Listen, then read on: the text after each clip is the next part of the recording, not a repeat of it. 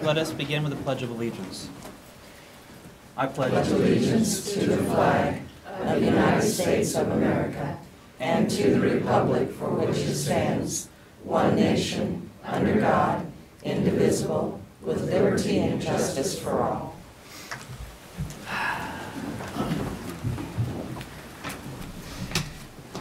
Good morning. Welcome to the December 10th, 2018 meeting for the Shawnee County Board of Commissioners. My name is Kevin Cook, and I serve this year as the chair of the Shawnee County Commission. Joining me today is Commissioner Shelley Bueller. Good morning. Good morning. And Commissioner Bob Archer. Good morning. Good morning. Madam Clerk, if we could begin with our first item. Our first item is item 1, proclamations, presentations, public health recognition. Linda Oaks, Health Department. Good morning, Commissioners. Linda Oaks from the Health Department. Today it is my privilege to honor and thank a public health hero in our community.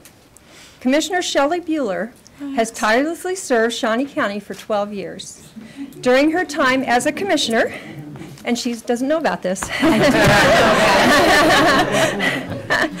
she's been instrumental in bringing health into the conversation, and she has made it a priority for much of the work she has done. Back when we were the health agency, I would see her in the building attending Community Health Center board meetings and other events. She always spoke to every staff member, and I remember the first time I met her. You're going to make me cry, too. She played an active part of the Safety Net Summit that resulted in Grace Med taking over the operations of the clinic. As a founding member of Heartland Healthy Neighborhoods, Commissioner Bueller has been a guiding force with HHN and deserves a lot of credit for keeping the group active and relevant. Commissioner Bueller teamed up with then Topeka Councilman Bob Archer to craft the contract merging Topeka and Shawnee County Parks and Rec. And who can forget all the work that went into the Willard Bridge? The bridge is not only safe, new, and shiny, it now has a pedestrian biking lane. Commissioner Bueller was a co-chair in the creation of Momentum 2022, which will be the center of many community initiatives and conversations for a long time to come. We are already seeing many wonderful benefits for our community as a result of Momentum 2022. Of course, this doesn't begin to cover all of her accomplishments, and you still have a month left, so we may have more for you to do. So on behalf of the Health Department staff, I would like to present you with this token of our appreciation for your support over the years. Thank you, Commissioner Bueller. You're welcome.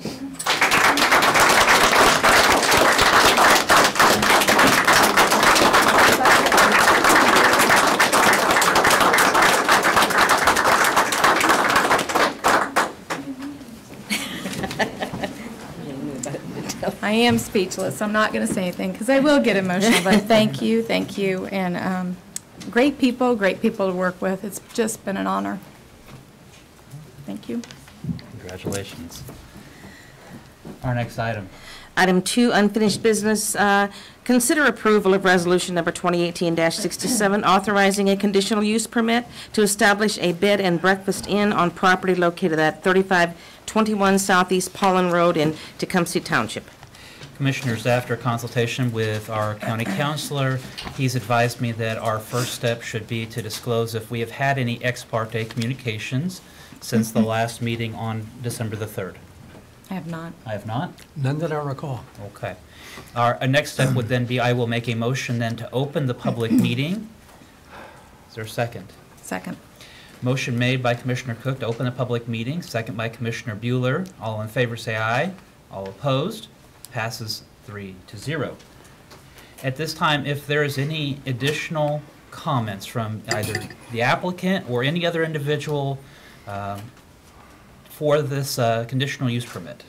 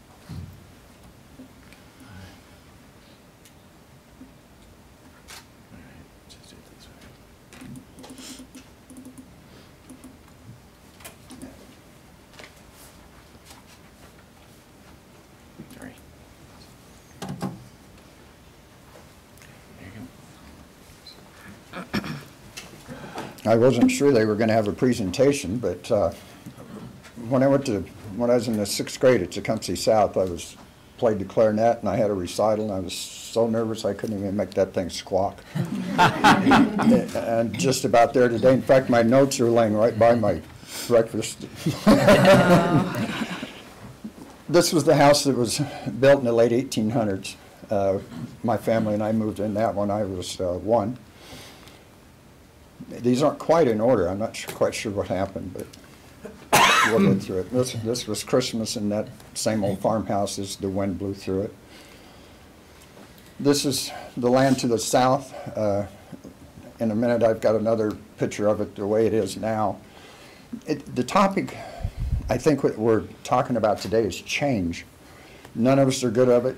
None of us like it, but it is going to happen. This property has been zoned for a housing addition. There's 20 acres of it. That'll be 65 to 68 houses. My project will stop that. It will have 30 cars in and 30 cars out for 6 hours on a Saturday. If that housing addition is put in, we're talking about 150 cars in, 150 cars out. So I think mine has a lesser impact. I'm going the wrong way. Everything changes. There's my dad and the 2 pieces of equipment that made our farm a farm was that tractor and that truck. I was the little one. There's the old tractor now. I still use it with the same blade to do my driveway. We put in egress windows, and I use it every day. There's the same property with the farm. You can see the housing. When I was a kid, there were no dogs barking. There were no lawnmowers running. There was no nothing. Now, when you sit on the porch, you barking dogs, you have lawnmowers, you have progress, you have a community. There's my dad's old truck. I still got it. There's the old house that I showed you before. We tore it down. Oop. Now what I do? We tore it down, and that was part of what was used to build our new house. We spent 16 years living in the basement as Dad and his little workforce built that house and that farm. This is from beside my neighbor to the south property. I don't know if you can see it, but if you look way back down there, you can see that that's the barn. And it's big as a barn. So I'm a long way from the people on Pollen. I understand their concerns, I do. Anytime I give directions to the facility, I'll bring them in on 29th Street. The other majority landholders here, Mrs. Myers, she prefers not to speak, but her land is on the north. The people that direction aren't having any problem with this. This is down that same driveway to the end of my driveway, and you can see the subdivision to the north. That's the density that the county wants. This will be the density of housing that will be right along that creek. My barn faces west into an empty pasture. That's where my activities will be, is on the west. You put all these houses in here. This is a hill that faces Pollen Road. All those houses and all the noise that comes with a community will be projected that way. There's no way to stop it.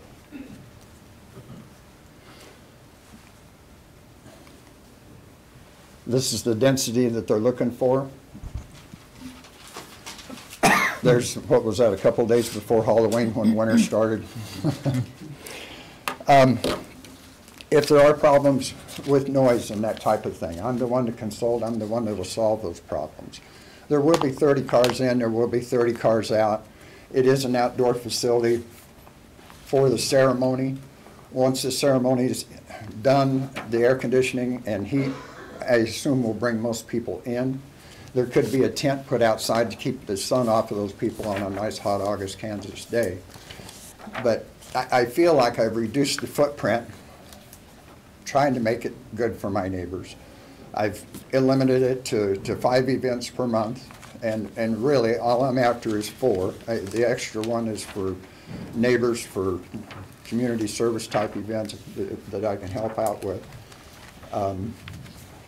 Let's see, I'm at that part where I can't play the clarinet. You're doing great. Anyway, to sum up again, am I asking for patience, kindness, and understanding from my neighbors? Of course I am. There will be more commotion. There will be tremendously less commotion than if I put in a housing addition in the backyard, though. If I can get those three things shared from my neighbors, I'll be able to grow old and die where I was born and raised, and that's my goal. Thank you. Well, just a couple, just if I could. Your property has a pretty long drive, and it kind of creates a little bit of a buffer and isolation. In your application, you talked about taking other measures to try and buffer any noise. Right. Can you talk to us about kind of what your thoughts are on how you might buffer some of the noise from the events? I've got other pictures, but all the way around where the ceremony will be on the west end of the barn is tree growth. There's one place with nothing growing. That was our garden for years and years. The rest of it has trees growing around it, and I can grow more trees, put more trees in there to buffer any sound. The neighbor to the south, he's concerned. He's been robbed 3 times. My first thought is get an alarm. My second one is, these are pretty high-scale events. I mean, it makes it sound like there's going to be a lower end of society coming out and scoping his property. The neighbor across the driveway is concerned about the headlights swiping his house. I will put a person or a gate at the end of the driveway so they can only turn left, and that will completely stop that. I'm going to put a privacy fence. I had originally talked to Juan, the neighbor on the south, about putting trees in to barricade the swiping lights on his house and the noise. But I thought a privacy fence is done now. It doesn't have to grow in. But that's in communication with him. It doesn't matter to me. And I've talked to him. He said, this is something we can work out. If I need to make it longer to appease him, I'm good with that. Out of my first profits, I promised to pave that driveway and stop the dust problem. I didn't know it was such a problem. But in anticipation of that. Now, Paulin Road, is that a paved road or is that a? It is a paved road. Okay. It's what do they call it? Oil and rock. Chip.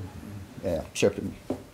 But the only dust then would be down your driveway. Down my driveway. Okay. And I'm assuming that people would not be probably going at very high speeds down your driveway. They're stopped to turn in, and it's a single lane driveway, so you know it's not set up for anything high performance. If I need to put signs up there, and my neighbors are my concern, I understand this, and if I need to put signs up there, or if I need to, it'll be in my contract with the people that do the events, that in consideration of my neighbors. The county allows us to stay up until 11 o'clock. I put our closing time at 10 o'clock. The neighbors I talked to, you know, they said, if that thing runs past 10 o'clock, and I said, you know, I get it. And I understand it. I'm going to be living right there, too. Mm-hmm. Okay. Other questions for the applicant? Commissioner Archer? Yeah, this is a very difficult decision, and the Planning Commission voted not to approve the CUP. And I understand that the bed and breakfast, no one has a problem with that whatsoever. It's the special events, the noise, the dust, the lights, everything that's involved with that is what the neighbors have problems with. Is that pretty much the summary? Sure. Okay. Let me go over the Planning Commission a little bit. Okay. There's a panel of 7 people, 4 showed up. Right. I assume 7 is for a tiebreaker, the odd number. We had 2 for and 2 against. And anywhere else in the world that I've ever been in, that's called a tie, not a loss. That is also a recommendation on their part of the 4 that were there. The other 3 weren't even there. I didn't stress. I thought this thing had merit on its own. I can't understand the commotion, to be honest. You talk about commotion. Wait till they bring in bulldozers, road graders, backhoes, hammers, nails. I lived while they built that neighborhood to the north. We had hammers from sun up to sundown for 15 years. And they could probably do it in 10 nowadays. But there's still going to be a huge, huge amount of noise. I talked to the city planner. He said, well, after a while, he said, that's just white noise. Well, if that's white noise, I should be fine. And I guess, Commissioner, I might note that it was 2 for and 2 against, which is why it comes as a recommendation to decline. Right. Because when there is not a recommendation for, it's seen as a recommendation against. I guess I kind of tend to view it more as a neutral recommendation, or no recommendation, as a, with 2 for and 2 against. But nevertheless, I understand that it comes to us officially as a declination, given that it was not for it. So, any other questions for the applicant? Okay. All right.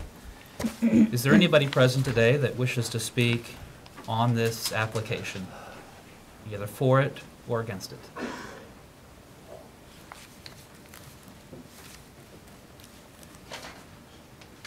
Good morning, everyone. My husband spoke with the planning board and was there. I was not. If we could have your name for the clerk. Elizabeth Barranco. I am the neighbor directly impacted right next to the property.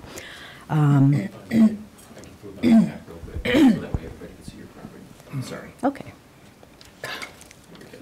Let me give you a little bit of background of who I am. I'm a lifelong resident of Topeka, Kansas.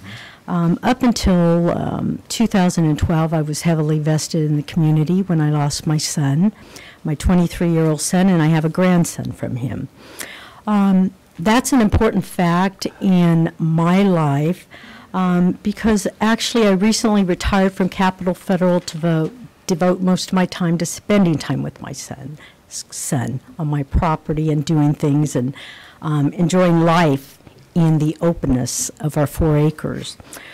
I need to make a couple of corrections to Mr. McCollum. My husband was the person he spoke with about the privacy fence, and in speaking with my husband, his comment was to listen, to be open to what Mr. McCollum was speaking of, but he definitely did not endorse any affirmation of having any kind of an eyesore of signage, a privacy fence within the area of where we live.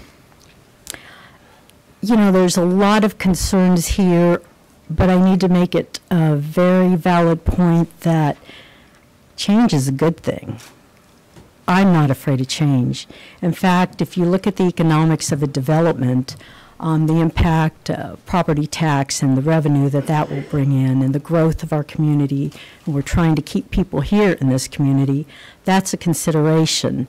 But more directly, when we are looking at a business plan, it should be well thought out.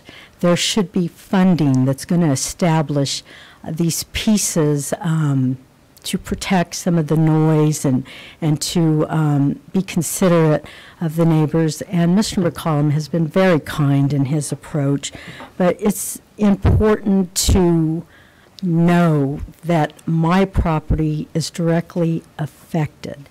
And the consideration of noise is just a piece of the concern.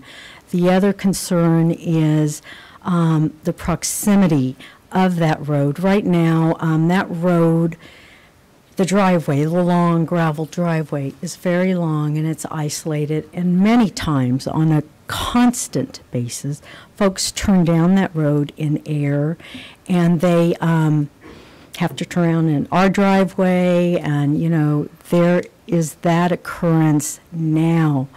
Having, as was stated in one of his first documents, a wagon of some kind of a signage or some signage to be put on the road as information to direct people. Again, the residents in that community, from what I've gathered, we bought into that community as residential, family living.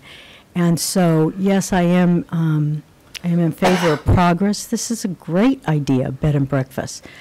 However, the site is not ideal for the folks that live there. I've been there over 20 years on that property and estimate that we have personally paid over $45,000 in property taxes So I do have a voice in this matter, and that counts. But again, I appreciate Mr. McCollum's thoughtfulness in devising this plan, but I don't think putting a fear tactic out there that a development is coming as do this or else is good business. So in closing, I would hope that the commissioners would take all of that into consideration regarding those facts. And again, wanted to put a face with the name of that property. Thank you. Just make sure that we're clear. You are not in favor of the conditional use being granted, and that's due to the amount of traffic or signage and how it would impact your property. Is that? That is correct. In addition, most of the responses that have been given to any questions regarding how will you handle this, what will you do, if Mr. McCollum is not present. I think in the first discussion in the notes, you'll note that he mentioned hiring high school kids to direct traffic and so forth. Again, a direct responsibility in making sure things run smoothly, especially when you lay something out there that big that's going to be impactful on a number of families. I think that's important to do. So no, based upon the direct impact, not only myself, but neighbors surrounding me, it would be a huge distraction, inconvenience for that site. The fact that his parents envisioned that property and put so many restrictions on the zoning in building swimming pools and things, living on that property and the title work, you'll note that. Their vision also was family residential. So I think that is a piece that's been forgotten in this journey. Okay. Any other questions or comments? Thank you. All right. Thank you very Thank much. you. Thank you. Well, yes. Well, if you'll have to come back up and. Okay. I'll never forget what you said.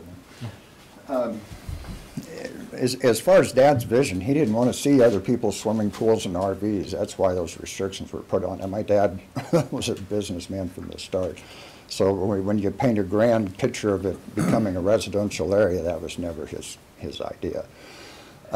He didn't want to pay all the taxes on the amount of land that we weren't using, and he sold it. That's what happened there. Another thing is, there's 140 acres affected by this project. 79 property owners. There were no formal letters filed against having this.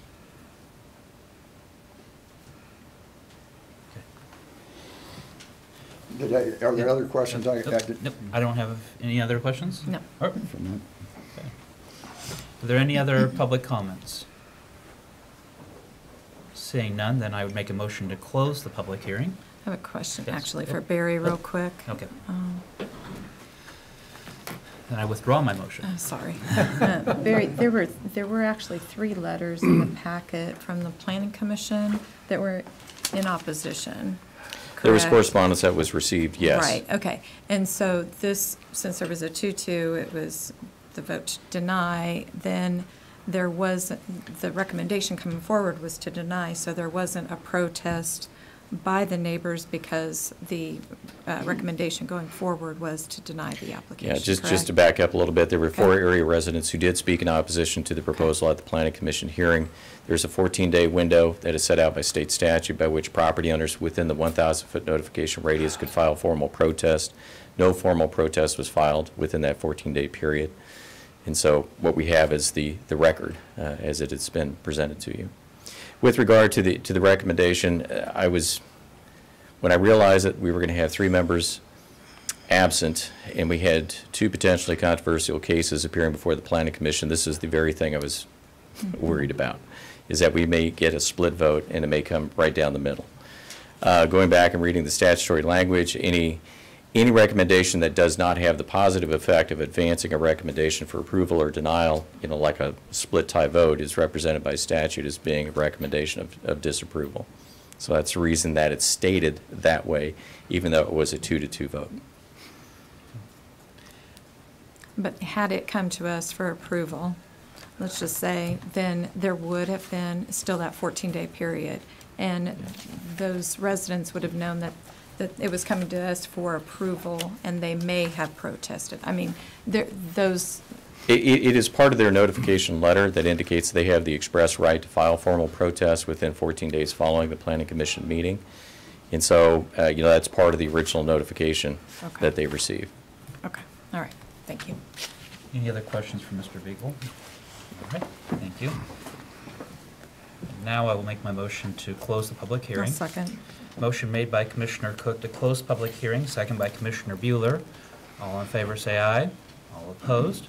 Passes 3-0. Commissioners, is there a motion for or against the issuance of the conditional use permit? Or other discussion?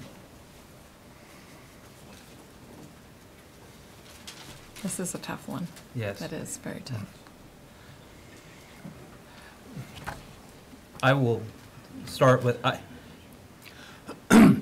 am more in favor of this application than against it. I think that overall, again, this is an extremely difficult conditional use permit, and I can see why the Planning Commission came evenly split, 2 for and 2 against. You have to weigh the property rights of the other landowners, how this would impact their property with additional noise or use. But we also have to look at the applicant's request and whether or not, how it's made, and going through the golden factors. So I can see why this is a very difficult decision to make. There's been a lot of work that's been put into this family farm and the barn, and I can see how much passion Mr. McCollum has for this property.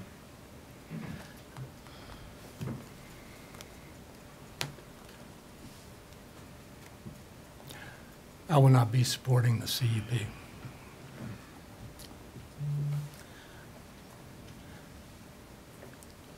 At this time, I will make a motion to issue a conditional use permit.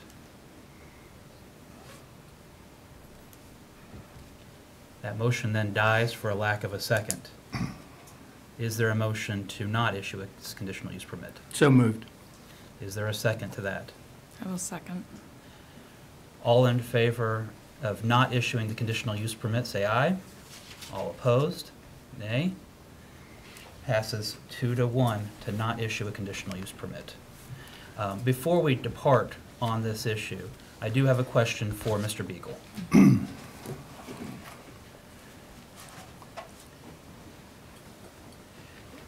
Yes, sir. The application as presented has failed.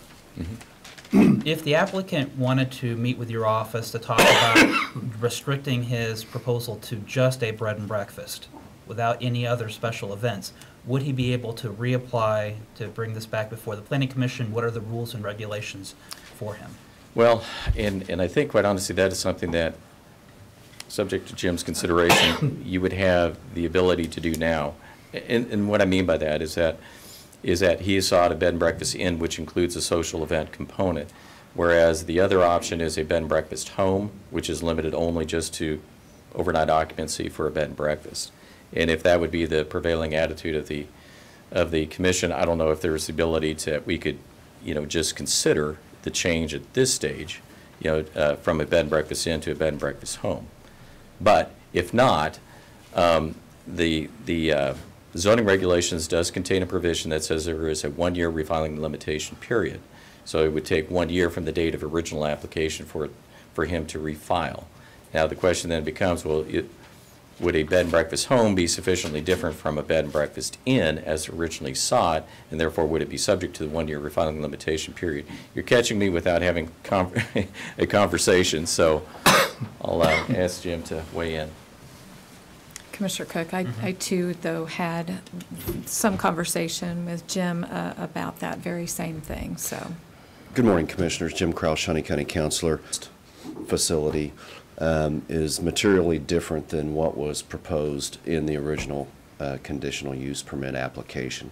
So my recommendation would be for Mr. McCollum to reach out to the planning staff again and take a look at what are the possibilities with this property and decide whether it's worthwhile to try to pursue something else. But I think what we are all here for today is the larger issue that was, the public was noticed upon, which is the bed and breakfast with the other events attached. And I think you've made it clear that it's the other events that have caused that proposal that has caused both the Planning Commission to not vote for approval and now the Board of County Commissioners.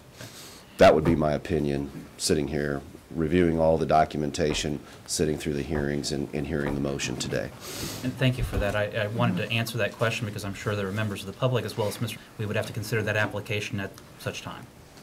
So, thank you. thank you. Any other comments or questions on this item? All right. Our next item. Item 3, consent agenda. Are there any questions or comments regarding the consent agenda? Motion to approve the consent agenda. I'll second. Motion to approve by Commissioner Archer, second by Commissioner Bueller. All in favor, say aye. All opposed?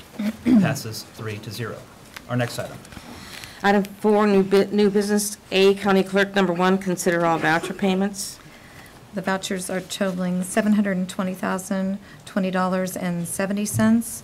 The majority of that amount is $313,353.22 with Health Insurance Administration, Blue Cross Blue Shield, MedTrack, and TRIA.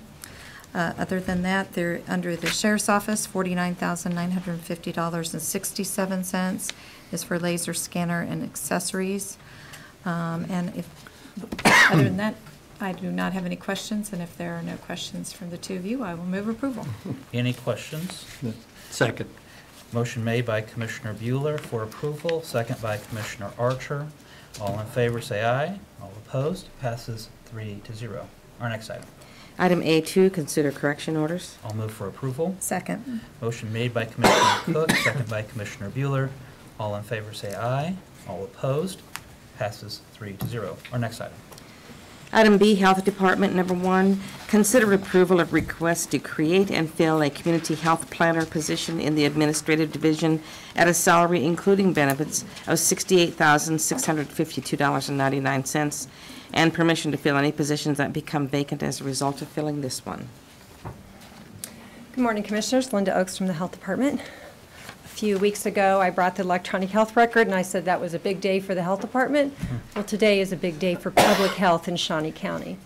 We are requesting to create a community health planner, and in order to introduce this position, I've asked Virginia Barnes to join me. She is the current chair of Heartland Healthy Neighborhoods, and she's going to talk a little bit about Heartland Healthy Neighborhoods. Virginia. Thank you, Linda. Good morning, Commissioners. Again, I'm the current chair of Heartland Healthy Neighborhoods. This is a local health coalition with the mission to mobilize the community to take action on health. Priorities that have a policy environment and practices that influence the culture shift towards a health and wellness for everyone in Shawnee County. And I always talk about public health, starting with the public health impact pyramid from the Centers for Disease Control and Prevention, because the local health coalition is really looking at how we can make the influences that change through socioeconomic factors and through changing the context to make healthy choices the default choices for individuals. So when you look at that pyramid, we're really trying to have that big impact on Shawnee County population with our work as a coalition. And the reason we're wanting to look at having a community health plan, I'm not sure where I'm, oh, there's, okay, it's going to keep clicking. Okay.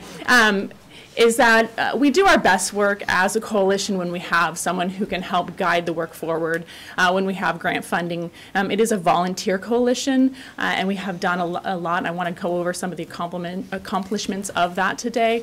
But the idea of a community health planner is that we have that person who can direct the coalition, help those volunteers, that it's their full-time job. It's not those of us who are just really passionate and want to help out. We can do the hard work, but we do need some of that guidance and someone who can bring it back to you and to other leaders in our community and help make sure the work gets done properly. But as a start, Heartland Healthy Neighborhoods has been in the community since 2008. We've had a number of successful pieces that we've moved forward towards the health of the community. We do have currently several work groups: Healthy Babies, Healthy Eating, Active Environment, and the Health Equity Work Group, and we also support the Communities of Care Work Group and the Kujima Report. So what has come out of that most recently is a Community Food System Assessment, and again, this was actually supported through a Kansas Health Foundation grant as well. But we did take a look at the entire food system in the community and had several recommendations that came out of that, including the development of a local food and farm council. And we had that opportunity as a coalition to then partner with the United Way of Greater Topeka to lead a task force for the Food and Farm Council. And so over the past year, they've been working out the logistics of that. So we've seen that progress that has come out of some interest through our Community Health Improvement Plan and the coalition to then get that action moved forward to improve healthy eating in our community. We've also, through the Healthy Babies Work Group, had several community baby showers, all very successful in the community. The most recent one was held this past November, where 95 expectant mothers were able to attend, and over 150 people attended the event. We gave out all of the pack and plays that were available, and also were able to give 25 Tdap shots. So again, that collaboration has been continuing to be successful and have a positive impact on the community. And additionally, as a coalition, we have been able to raise the voices of the community to help support events such as the resolution for the T21, the Tobacco 21, in both the Topeka with the county and the city. And we've also seen in 2016 the support of HHN helped move the Complete Streets policy forward as well. So several times where there is a voice of residents about what we want to see for health in the community, Heartland Healthy Neighborhoods has been able to be active. And then I'm going to hand it back over to Linda as well. Thank you. Thanks, Virginia. And of course, we are very active in Momentum 2022 and several of the groups that are working in that area. So I always like to throw this slide up because it's just a great reminder of what determines health, and we know that 60% is social, environmental, and behavioral factors. And those are the factors that we're going to be stressing and working on with this position. And of course, we talked about the county health rankings last year. They'll be coming out again here very soon. And so we'll be continuing that discussion, and the community health planner will be helping us with that. So I like to talk about Public Health 3.0 also, because one of the foundations of that is strategic partnerships and flexible and sustainable funding. And that is what we're working on here today. This is truly a community partnership bringing this position to you today. Went too far. So what does a community health planner do? So Virginia talked about that quite a bit, working with Heartland Healthy Neighborhoods. I also like to talk about the vision for public health in the 21st century. You can see at the bottom the foundational public health services, the community partnerships development. And so that is what we're stressing with this position. Also with Kansas, they've added the addressing health equity and social determinants of health. And so this person will be working very much in that area. Doing a lot of stakeholder engagement, a lot of work with bringing groups together to do the planning that we need to do and the work. And working, of course, on the next community health improvement plan. So we just finished the community health needs assessment. It's not quite published yet, but we're close. And that chart you see are the top issues that came up this year. We've mentioned that mental health issues have come up again as one of the top areas. So this person will be very instrumental in writing the CHIP, the Community Health Improvement Plan, and seeing the work go forward, reporting back to you all, to other policymakers about what's happening here in Topeka and Shawnee County. This is one of the, and I know you can't read it, the Community Health Improvement Plan. This is one of the strategies that we had. And so we did get a lot of this done. This was the health active living strategy. And so we could talk about linear feet of sidewalks and trails in Shawnee County. We could talk about the designation of the bicycle-friendly community, the work sites, implementing the WorkWell Shawnee County framework. So I see this person bringing all that together and bringing these reports together, bringing the progress together, and helping us continue progress in these areas. So that is what we hope to do with the community health planner. We've been talking about this for years, and so we're very excited that we've brought this all together. And so half of the funding for this position is being given to us by the Topeka Community Foundation. And so I asked Marcia Pope, who is the CEO of the foundation, to talk to you just for a few minutes about their partnership in this. Good morning. I'm Marcia Pope, president of the Topeka Community Foundation. we really thank the health agency for our interest in this. It was in 2017 when we went to a community meeting that was sponsored by the health agency where we heard about the social determinants of health. We left that meeting feeling like community health is a community issue, and because of the scorecard results that we heard that day where our health was getting worse and not better, we felt like we could lead in our community in bringing people together to work differently on it. What we had been doing was not fully working, or that score would have been improving. At the same time, Momentum 2022 work was going on, and we had people in place who were agreeing with us that community development is economic development. And so in the eyes of the Community Foundation, working together to elevate the work around community health, to not only talk about working in neighborhoods that need our help the most, but in seeing that in doing that, we have a stronger Shawnee County. That is fundamentally changed the work of the Community Foundation. Going to that one meeting that was sponsored by the health agency, we have looked at health completely different. It is no longer transactional kinds of grants that we're making. And as an example, the example I use is in the past, maybe the Boys and Girls Club would have come to us and asked us for dollars to provide fresh fruit and apples at their clubs. And we would have done that, and that would have been very transactional. Now the question we ask is, what are the barriers for them having the fruit that they need at home? And how can we get upstream of that and make grants that really will impact our community in a holistic way forever? And so that is why we're committed to a health planner, that we can elevate this in our community, bring partners together in a new way, and make a difference that will impact our community forever.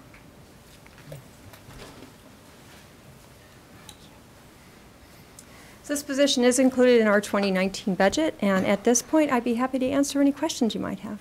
Questions for Linda on this request? Move approval of the request. I'm not going to waste any time. I'll second. This position will be reporting directly to you. That is correct, Commissioner. This position will be housed at the Health Department, be reporting directly to me, and I'm making the commitment on public record this position will not be pulled into any other grant work or any other work. They will be working with community health and Heartland Healthy Neighborhoods and reporting to me. Okay. I'll second and look forward to specific results from you. The motion made by Commissioner Bueller for approval, second by Commissioner Archer. All in favor say aye. All opposed? Passes 3-0. Thank you. Yes. Thank you. I wanted to make sure it passed first. Hold on just a second, Linda. But if you, and Dr. Pizzino is back there, if you hear the language that we are all talking, it is so different since 2008. So congratulations to all of you. This is transformational. Thank you. Awesome. Way to go. Thank you. And thank you to the Topeka Community Foundation. Yes. Our next item. Item C, Information Technology. Number 1, consider authorization and execution of contract C404-2018 with SHI International for the purchase of 2 Nutanix hyperconverged, some NHI Nutanix computing platform and ancillary software licenses and hardware at a cost not to exceed $312,935.40 with funding from the Information Technology 2018 budget. I think I heard Cindy Beck say woohoo when she got to the end of reading. Good morning, Commissioners. Pat O'Blinder with the Information Technology Department. Cindy, I feel your pain. The acronyms and names are getting more complex as time goes by. This is a Nutanix hyperconverged infrastructure platform. This platform is something we've been discussing for some time. We asked for permission from the Commission on December 3rd to negotiate a contract for purchase with Software House International for 2 of these units. It turns out that the IT budget will support the purchase of one that we had planned to do in 2018, in addition to the one that we had planned to purchase in 2019 from capital outlay. Working with the Counselor's Office and Jonathan Berzon in particular, we did get a purchase agreement constructed between Shawnee County and Software House International. We've got all of the ancillary equipment identified and funding sources identified for those. So what we've come up with is a request for the Commissioners to approve the purchase of the HCI platforms from Software House International for $262,016.40. And we would also like to purchase sufficient Microsoft data center licenses. It would be a 120 core total license for $30,240 from Software House International through state of contract pricing. And we would also like to purchase the necessary power supply units, the uninterruptible power supplies that would be used to get the units past a brief power outage when we were transitioning to backup power. We do have to have those on each of the 2 units. We're asking for permission to purchase those from the lowest of 3 quotes that we obtained, which would be waiving the normal purchasing procedures. But these are a commodity purchase. It's relatively simple to specify the item that you're purchasing, and the responses came back with Gray Bar at $19,679 for the necessary UPS equipment. And then some ancillary electrical work that would be required, a few circuit breakers and some wiring, with the actual wiring being performed by the facilities electrician for Shawnee County, for a grand total of $312,935.40. If you have any questions, I'd be happy to answer those. Any questions for Pat regarding this item? No. No, I'll note that IT runs our business. We are so dependent on IT, and we know so little about it. I'll move to approve. As long as it works, the contract. And also, could you include waiving the purchasing resolution for the portion? Yes. Yeah, thank you. I'll second. So motion made to approve and waive of purchasing agreement by Commissioner Archer, second by Commissioner Bueller. All in favor say aye. All opposed? Passes 3-0. Our next item. Thank you, Commissioners. Thank you. Item D, Parks and Recreation. Number 1, consider approval of request to solicit bids and/or proposals for the purchase of supplies and equipment for the operations of Parks and Rec programs and facilities in 2019. Good morning, Commissioners. John Knight, Parks and Recreation. We've had similar items before you in the past years. This is a tremendous time saver and makes our operation a lot more efficient. We know what we're going to come down for and what kind of supplies we're going to need to purchase. I'm just asking you now to permission to go out and solicit bids for all of those. All the other purchasing rules and regs will still apply, and we work closely with Betty Greiner on coming up with this. Any questions for John on this item? No, I'll move approval. Motion for approval by Commissioner Bueller. Second. Second by Commissioner Archer. All in favor say aye. All opposed? Passes 3-0. Thank you, Commissioners. Our next item. Item D2, consider authorization and execution of contract C405-2018 with Challenger Sports Corporation to host camps for 2019 with expenses under $500 and projected revenue estimates at approximately $1,200 with funding from the Outdoor Adventure Sports Operations budget. Good morning, Commissioners. Randy Luby, Park Services Director with Parks and Recreation. Before you is camps that we run during the summer. We've been doing this for the last 8 years. They're very popular with residents of Shawnee County. I do have Derek Mead here, our youth sports manager, if you have any particular questions regarding the camps. Any questions? And I might note that this is for the Challenger International soccer camps.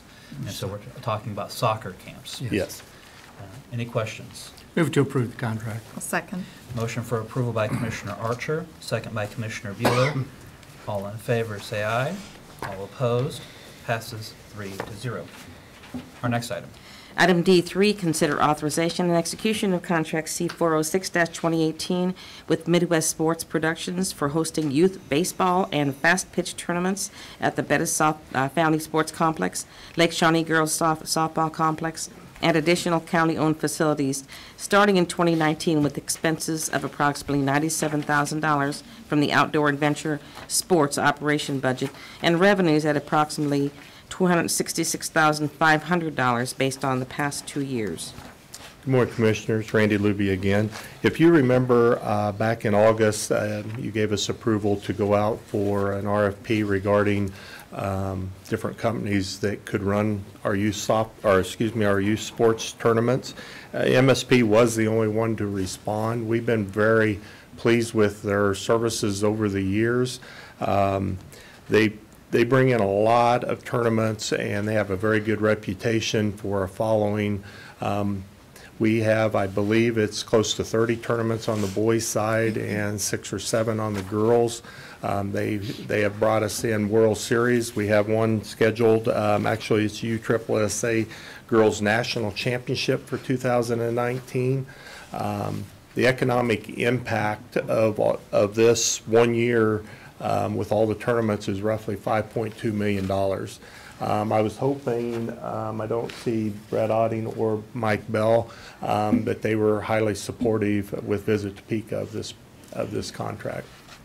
I also have Darren Tolan here, who is our sports supervisor. If you have any particular questions that he might be able to answer better. Any questions for Randy or Darren on this item? I'll move for approval. Second. Motion for approval by Commissioner Cook, second by Commissioner Bueller. All in favor say aye. All opposed, passes 3-0. Thank you, Mr. Our next item. Item E, corrections. Number 1, consider approval of request to solicit bids for inmate clothing and supplies needed through the 2019 calendar year. Good morning, Commissioners. Brian Cole, Shawnee County Department of Corrections. This is just our annual request to be able to set up specifications and go out and solicit bids for all the services and supplies that we would use for the inmate population. We found this to be very beneficial to be able to get the best quality, but also the best prices to be responsible. So I would be happy to answer any questions you may have. Any questions regarding this? Move to approve the request. Second. Motion made by Commissioner Archer, second by Commissioner Bueller. All in favor say aye. All opposed, passes 3-0. Our next item. Item E2, consider authorization and execution of contract C407-2018 with PCI Mechanical Services for preventive maintenance for the heating, ventilating. The Commissioners, Brian Cole, Shawnee County Department of Corrections. This is just an annual renewal of a contract for preventative services for over 31 separate pieces of equipment at the Department of Corrections. We were a little behind on this because it was coming up in November. We were trying to negotiate with the contract and make sure that to get the best price. The price did not increase. The services still continued, and this maintains all of our services and equipment and stuff like that. So we do have the money budgeted for 2019 for this contract, and it has gone through all the proper channels. Any questions on this? I'll move for approval. Second. Motion for approval by Commissioner Cook, second by Commissioner Bueller. All in favor say aye. All opposed, passes 3-0. Thank you very much. Our next item. Item F, Sheriff's Office. Number 1, acknowledge receipt of correspondence from Sheriff Jones indicating his office will be purchasing 15 Stalker DSR 2X radar units and connector cables at a cost of $47,445 with funding from the 2018 budget. Good morning, Commissioners. Captain Hubler with the Sheriff's Office. This will finish outfitting. We purchased 40 last year. This additional 15 will take care of the rest of the units in patrol, as well as provide us to getting some out to the school resource officers that are throughout the county. Be happy to answer any questions. Any questions on this item? Move to acknowledge receipt. Motion to acknowledge receipt by Commissioner Archer. Second. Second by Commissioner Bueller. All in favor say aye. All opposed, passes 3-0. Our next item. Item F2, acknowledge receipt of correspondence from Sheriff Jones regarding entering into a contract C408-2018, with Dr. Brian Stancliffe and the Animal Clinic of North Topeka to provide quarantine services, euthanasia when necessary, and decapitation services for rabid animals for 2 years, with the cost as outlined in the contract and funding from the Sheriff's budget. Captain Hubler again. Commissioners, this is just a simple contract with a local veterinarian to provide these services that are unfortunately necessary throughout the year with our animal control duties. Be happy to answer any questions. Any questions regarding this item? Commissioner Archer. What's the typical fee for the services for the year? For the year? Yeah. I don't know, sir, but I can get with you and I'll get you emailed an answer to that question. How long has it been since this has been bid? Since we went out for a formal bid on this, Right. It's been several years.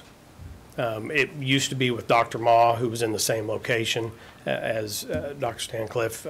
That's where we've continued to go. They have the facilities available to provide the services necessary and are willing to do it. Would it be a good opportunity now to take it out for bid? We could absolutely look at going out for bid on this project. We need to have these services available to us at all times. So we would absolutely look into going out for bid next time we do something like this. This is a 2-year contract, so you would not be going out to bid then for 2 more years. Correct. But this is a contract that the sheriff has entered into? Yes. I'll move to acknowledge receipt. Motion to acknowledge receipt by Commissioner Bueller. Second. Second by Commissioner Archer. All in favor, say aye. All opposed? Passes 3-0. Our next item. Item F4, F3, consider or acknowledge receipt of correspondence from Sheriff Jones regarding renewal of an annual contract with Offender Watch for a period of January 1, 2019, December 31, 2019, at a cost of $525 with funding from the offender registration account. Again, Captain Hubler with the Sheriff's Office, Commissioners. This is an annual renewal of the contract with Offender Watch that is our offender registration unit. It's a software that allows them to help notify the public of where offenders are located, those types of things. Be happy to answer any questions. Any questions on this item? Move to acknowledge receipt. Second. Motion to acknowledge receipt by Commissioner Archer, second by Commissioner Bueller. All in favor, say aye. All opposed? Passes 3-0. Our next item. Item F4, acknowledge receipt of correspondence from Sheriff Jones regarding renewal of a software maintenance agreement with the Tyler Technologies for equipment vehicle tracking module for the period December 1, 2018 to November 30, 2019 at a cost of $6,930 with funding from the 2018 budget. Again, Captain Hubler with the Sheriff's Office. Commissioners, this is a software program that allows us to track each individual officer's inventory, what is individually assigned to each officer, as well as what is assigned to their vehicles, for better maintenance of what items we have out there and where it is and who has it. Be happy to answer any questions. Any questions on this item? I'll move to acknowledge receipt. Second. Motion to acknowledge receipt by Commissioner Cook, second by Commissioner Bueller.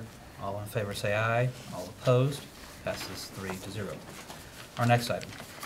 Item F5, acknowledge receipt of correspondence from Sheriff Jones regarding the purchase of a 2019 Can-Am 4-seat UTV with accessories package, installation of accessories, and title and state fees for $23,277.29 with funding from the 2019 budget.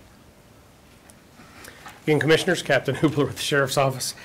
This is for the purchase of a 4-seater UTV. The current UTV that we have in service, we purchased in 2009. It's only a 2-seater.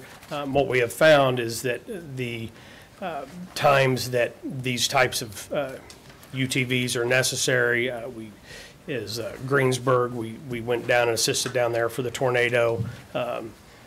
Those types of things are really handy to have, to be able to get around, get through areas that are hard to access or impossible to access for regular vehicles. We've also been able to utilize the UTVs on the land and trail when we've had issues out there. This is just an upgrade to the current UTV that we have. We will keep the other one as a backup.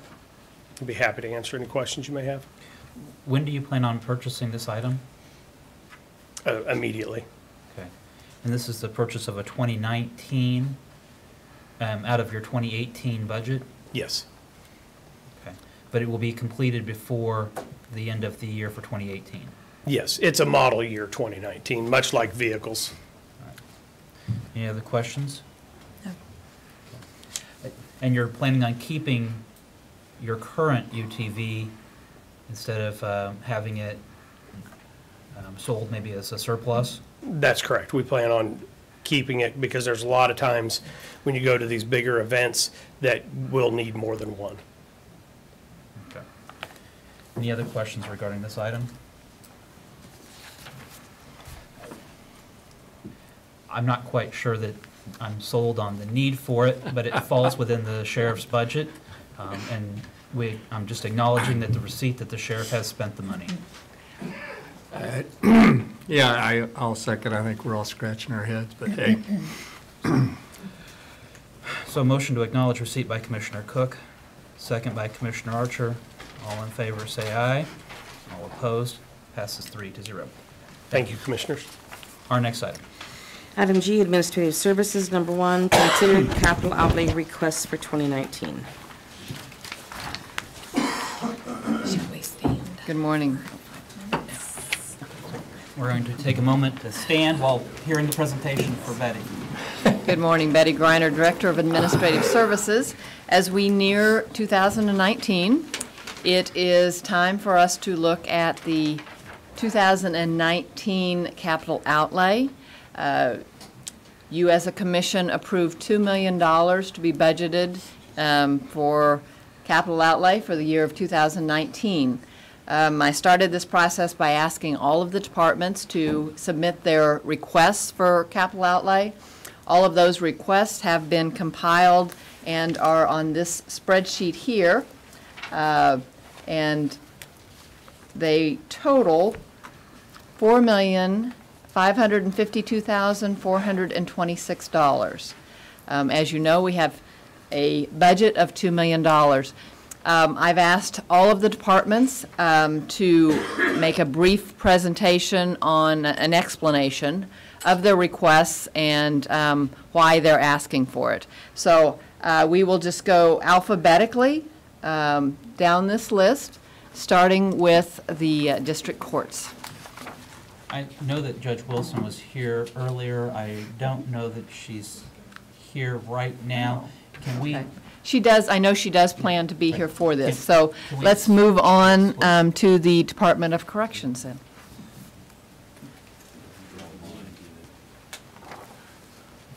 Good morning, Commissioners. Eve Kendall, Shawnee County Department of Corrections. I love the standing ovation, but I know that's always typically reserved for Parks and Rec, so we'll move forward. I get that from my boss. So. I'm not quite sure how we want to go about this. I know that we have 3 requests in front of you, the first one being the fingerprint machines. As Commissioner Archer just earlier said, IT runs our business. The days of ink and paper and sending them off in an envelope to FBI is long gone. This is a data-driven, technology-heavy system that is outdated. It's 5 years old. Our current system, our current machines are. And you can probably ask anybody that knows more about IT than me that that's a long time for anything not to be updated or renewed. Our technicians from KBI that do the work for our systems, they said that they are quickly becoming outdated and won't be able to be supported because the machines are old enough that there's not moving parts anymore for things. So they requested that we look at renewing and buying new machines. And the bids back in July were $41,000 for 2 machines, one for the adult detention center and one for the juvenile detention center. I'm not sure if we want to go through questions on each one or just want all 3 of ours and then you'll. Why don't you go ahead and present the other 2? Okay. The second one is a 100-pound washer extractor for the inmate laundry. The current one was purchased in 1997. It's the last couple of years it's been showing its wear and tear, and as you can imagine, parts are getting harder to find. We are actually downsizing from a 125-pound washer to a 100-pound washer to be more efficient as far as water use and so on and so forth. We're asking to purchase a new one. The estimated cost is $16,100. From a couple of our vendors. We already went out for bids about 3 months ago, so we'll have to get new bids, but we wanted to get a pretty good estimate of what that would cost, and we would get that pretty quickly. If that was both of these, we would get pretty in the first quarter if approved. And then the third one is a sport utility crossover vehicle for administrative use. We currently are using a 2002 Ford Taurus. It's showing its wear and tear, as you can imagine. And we use it for various outings as far as training events, career fairs, meetings, etc. Some of them are out of town, so we would like a more reliable vehicle that we feel comfortable sending people off to, say Wichita or Kansas City or somewhere farther away than we can easily rescue when needed. So and that is an estimated $25,000. Any question regarding these three requests? No. Okay. Thank you. Thank you. Thank you. Nice. Go ahead. Elections? Morning, Commissioners. Mark Stock, Shawnee County Election Office. We had three requests as well. The first one is the parking lot repair. Many of you may be familiar with the parking lot. It's not that old. I believe that the reconstruction of that parking lot happened with the renovation of the building in 2015. We think that the damage to the parking lot occurred primarily through the turning with solid waste vehicles, the heavy trucks turning and creating a pothole situation where water, the area where this occurred is in the northeast corner of the parking lot. There's an excessive amount of water runoff from the property across this where the cracks occurred, and it's become quite an issue. Emergency management has to deal with this, and Nelson is here and he can address this as well, that on election night return of equipment, we have to have folks dodge the pothole, if you will. Likewise, there's also various cracks that have not been sealed in this parking lot since its construction. There's various alternative methods for correcting this situation, whether that's an asphalt patch, whether that's a concrete patch, whether that it would also include maybe trying to define a new area for the dumpster to be located. So there's several options, so we're not sure how solid that cost estimate will be. It would be dependent upon what the professionals in that trade would understand to say this is the best way to fix that and resolve that issue. The second one is the ADA compliant operators for the front door. We do not have ADA compliant doors. On very busy voting time, we will actually have folks stationed out there to open doors. We have a large number of our visitors that come into early vote that are in wheelchairs, walkers, oxygen tanks, etc., that need assistance in getting into our facility. It is a two-door vestibule and would need operators probably for both of those. And then the last one is on the south wing, one of the interior window panels did shatter. We don't know if that's from settling or what.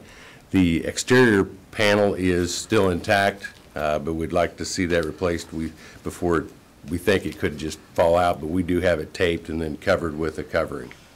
I'd be happy to answer any questions. Any questions for Mr. Stock?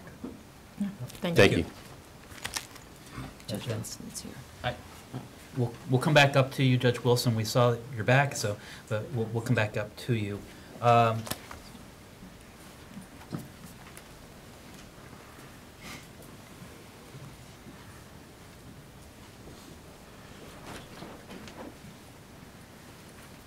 am terribly sorry I wasn't here. You all were faster than I expected. I'm Evelyn Wilson. I'm Chief Judge of the Shawnee County District Court.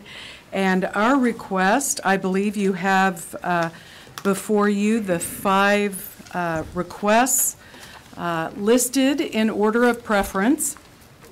We are requesting from the capital outlay funds for our small courtrooms on the 3rd floor. And I do have pictures of these courtrooms if you'd like to see them. But the first one, I can give them to you. I can pass them out.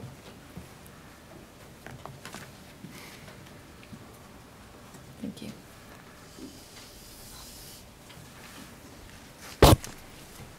Judge.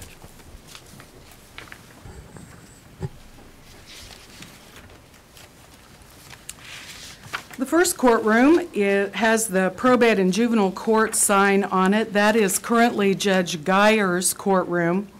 And really all 5 of these courtrooms have similarities.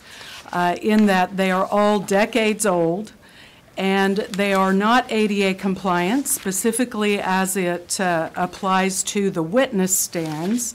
They're all on a step.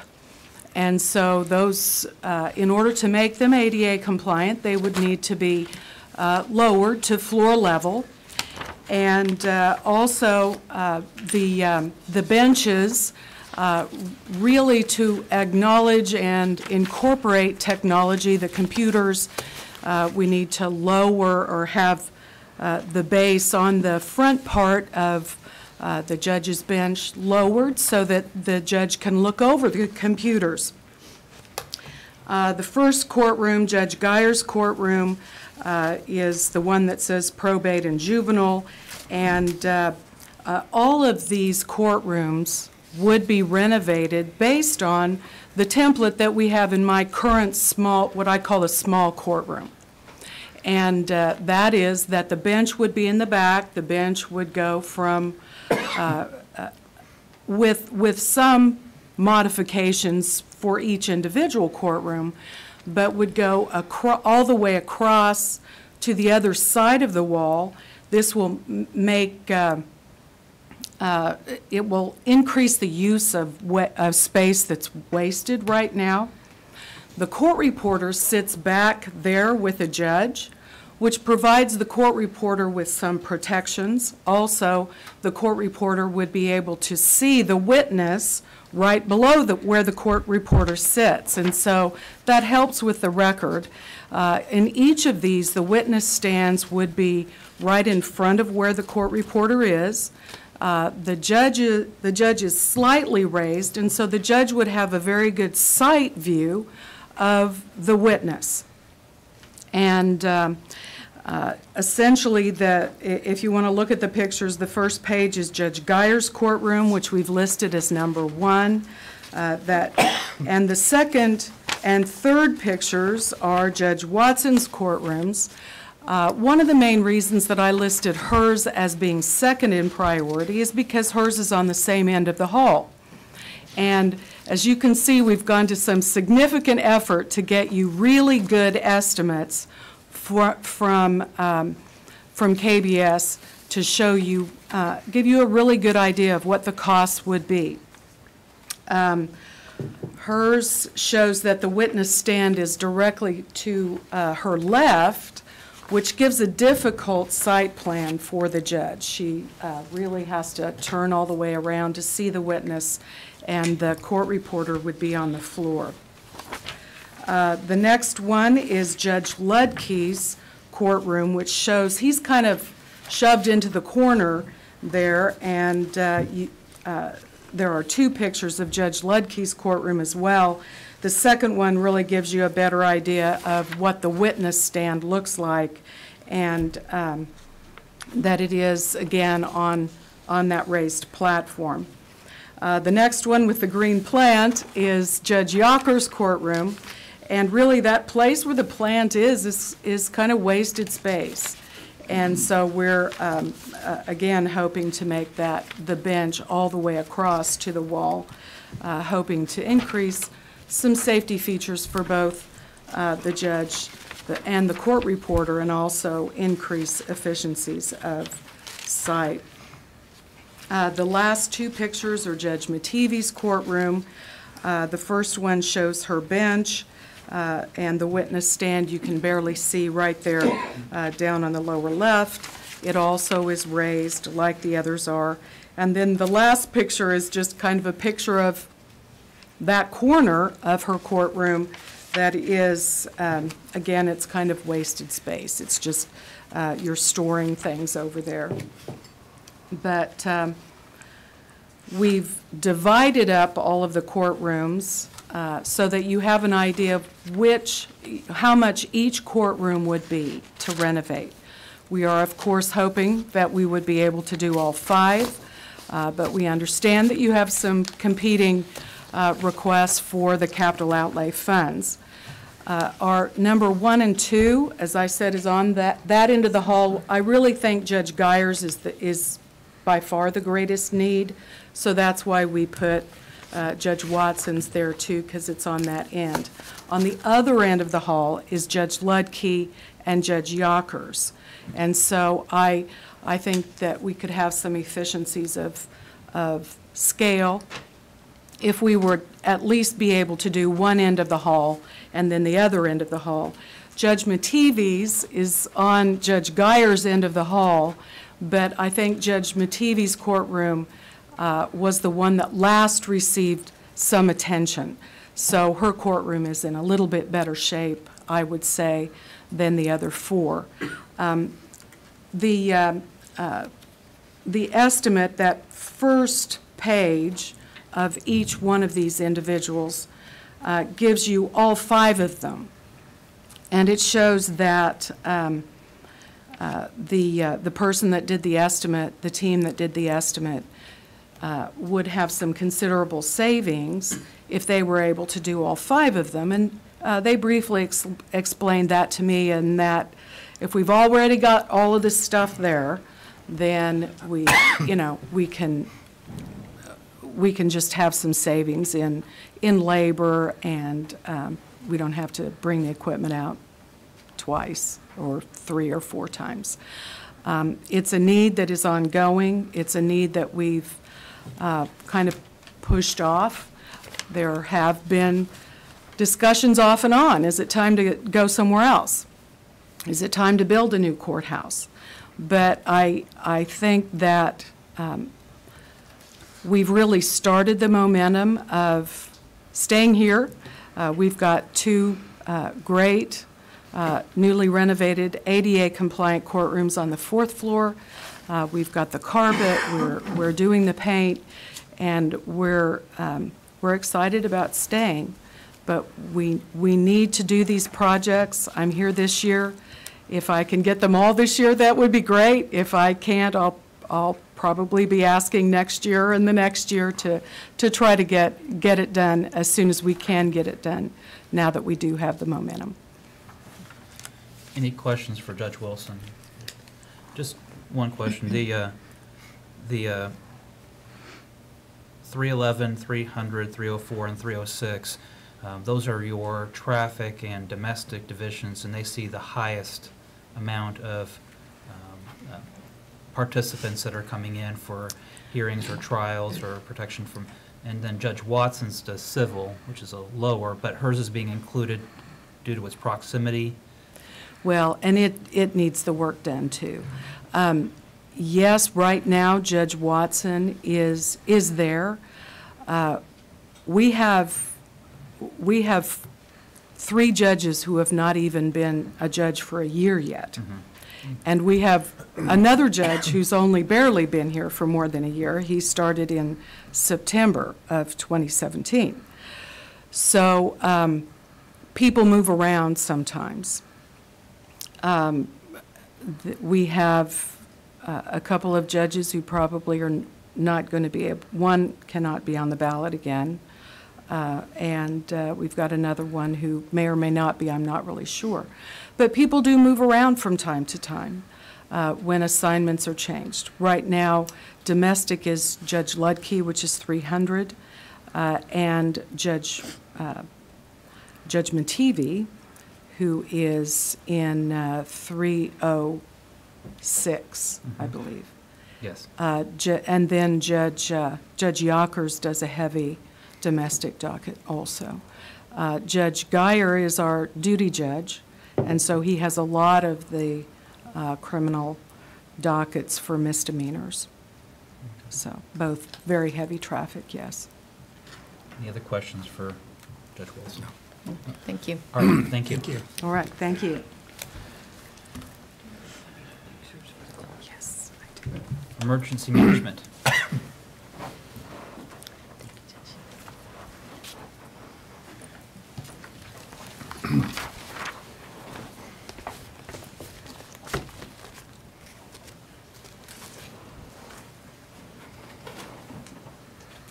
Good morning, Commissioners. Nelson Castile, Emergency Management.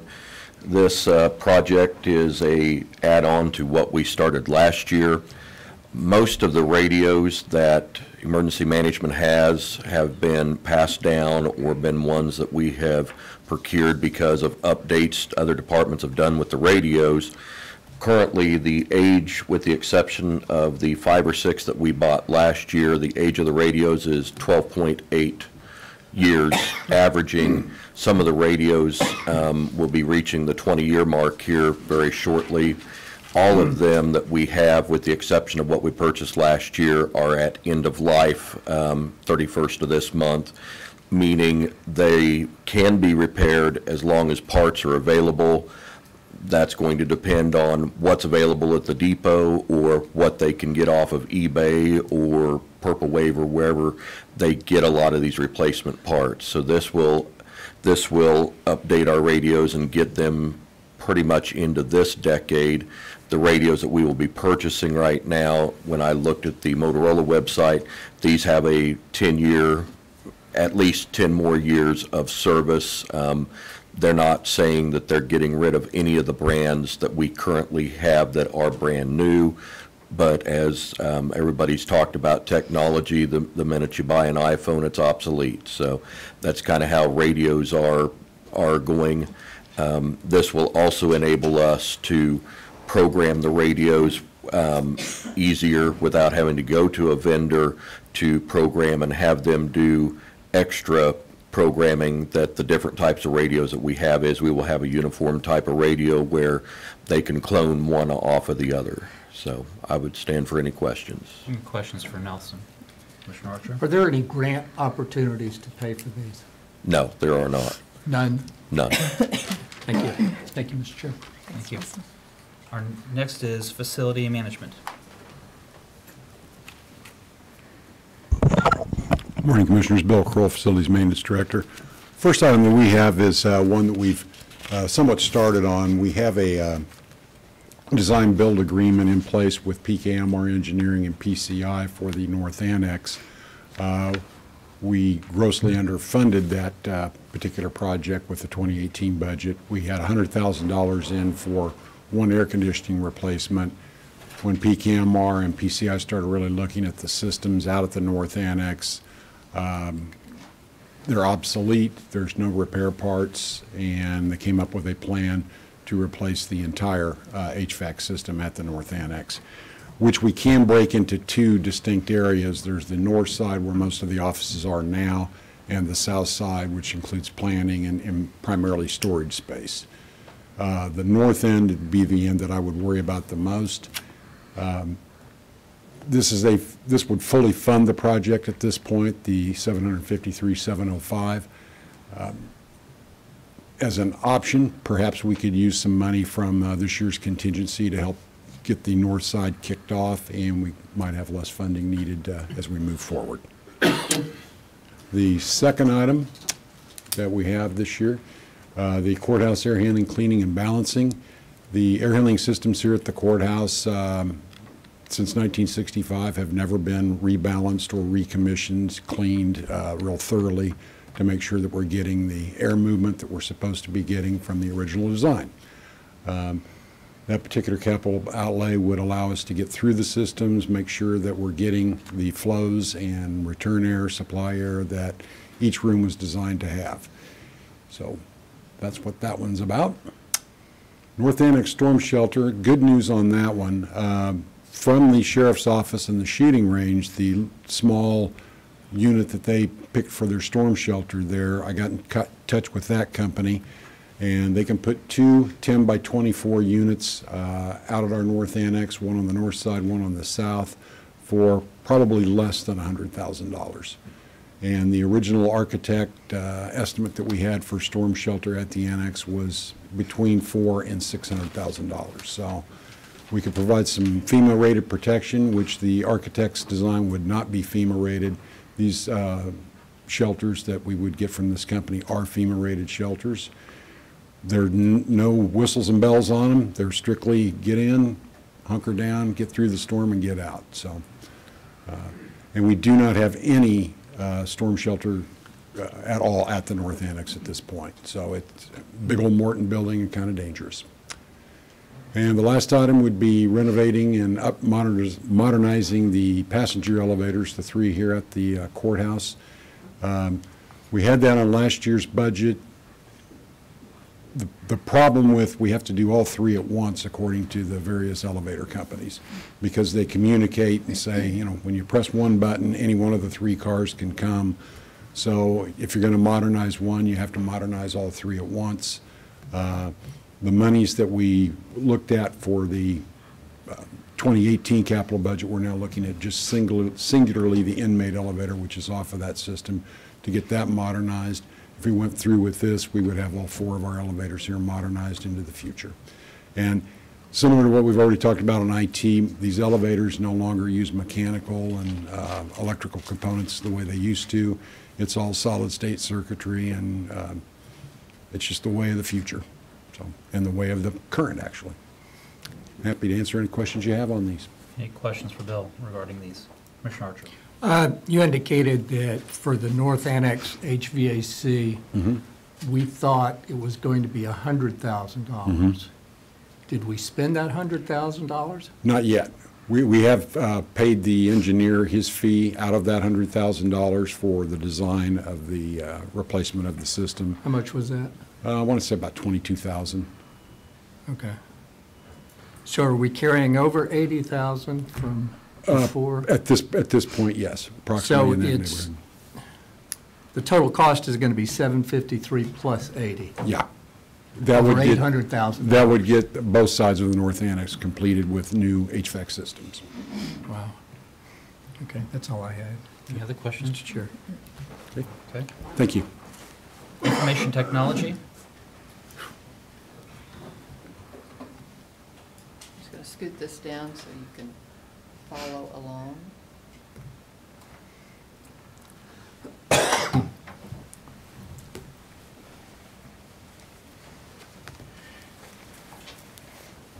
Morning, Commissioners. Pat Oblander, Information Technology. We have several items on capital outlay requests, the first of which is network distribution switch replacements. Network distribution switches are the boxes that we have situated throughout all of the buildings in Shawnee County that give you the actual attachment point for your computers, phones, and various regular basis, and we do need to get those replaced if at all possible. The second item is a firewall platform replacement for the Department of Corrections. This is a firewall that's situated at the Department of Corrections that's been in service for approximately 10 years already, and is also in need of replacement due to the end of service life. It is still covered, but it will reach end of support in 2019.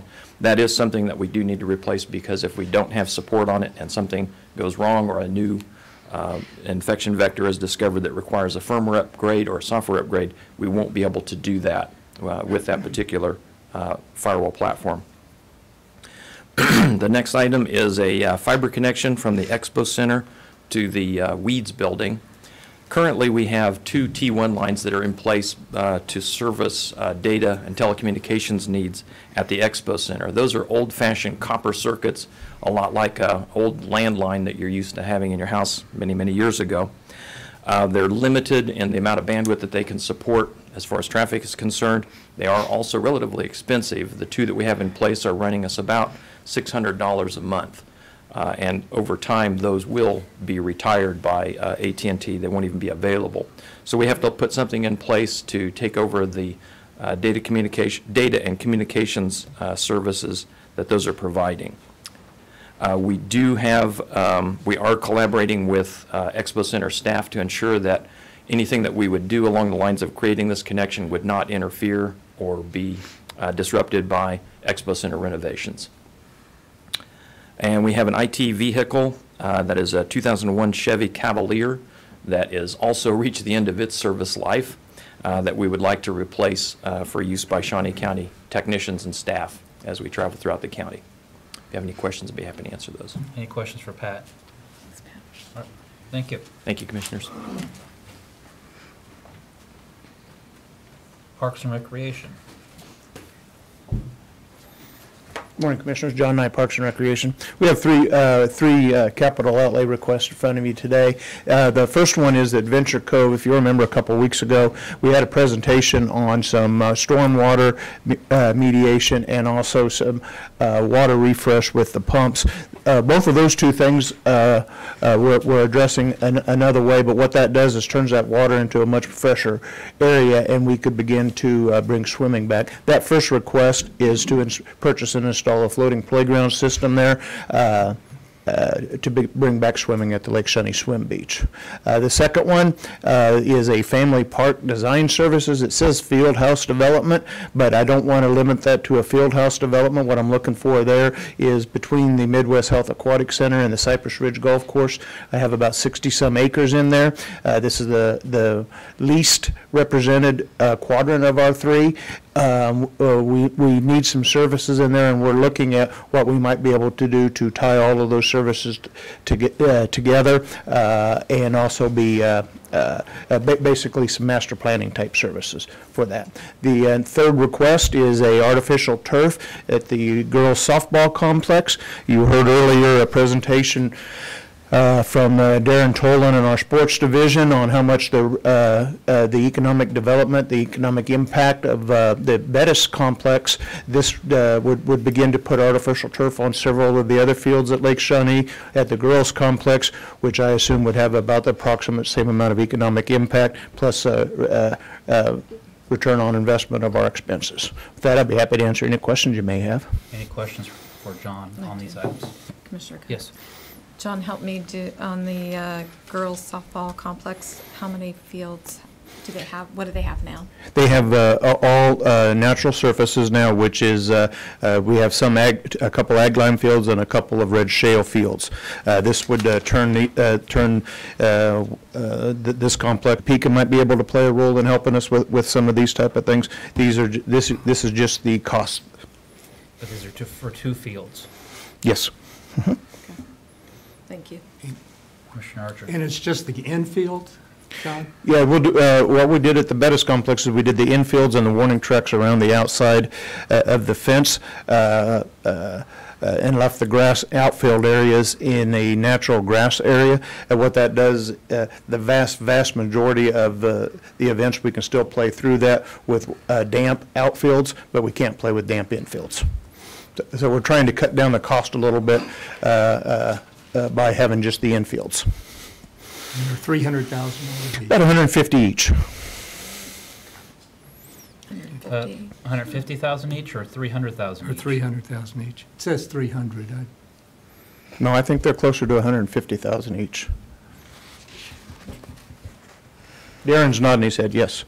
Typo, my bad. The 600,000 would give us all four fields. It's about 150,000 each. So okay. I stand corrected. And so there are four fields total? There are four fields total. And this would take care of everything? Yes, it would. Okay. All right, I was confused. I'm sorry that wasn't clear. Oh, okay. Thank you, Mr. Chair. Any questions for John? All right. Public Works.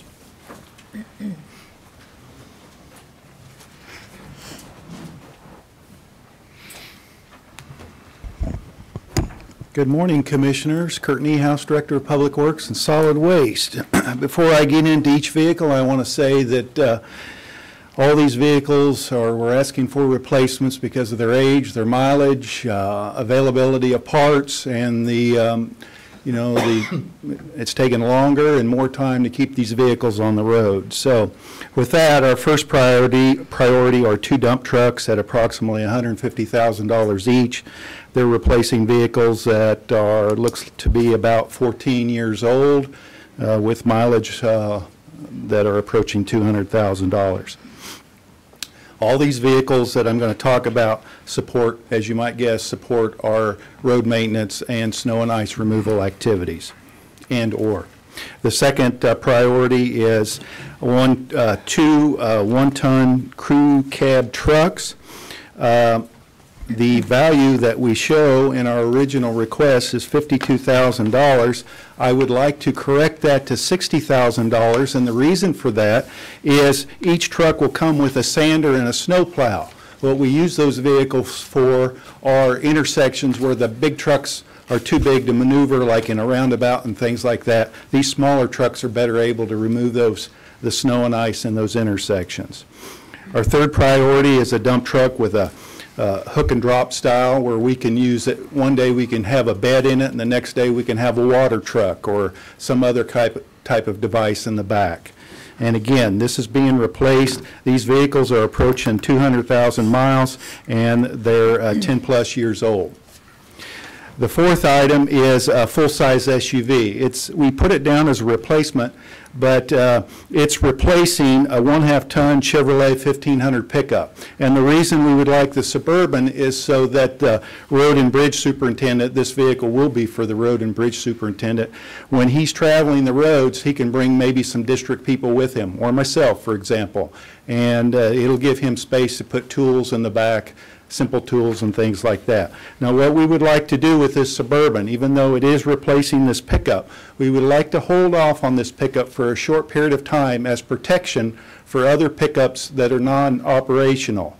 And I can assure you that this pickup will not be, quote, replaced a second time. So, and then the final priority item is a traffic control vehicle. Again, it's from 2001, so you know, it's approaching 20 years of age, approaching 300,000 miles, and so we would like to replace that.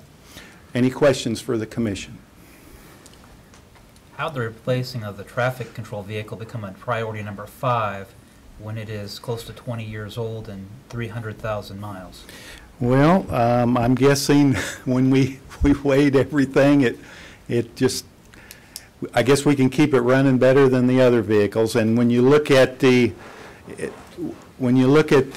could probably use other vehicles for traffic control vehicles also. All right, just, yeah. All right. Any other questions? Thank you. All right, thank you.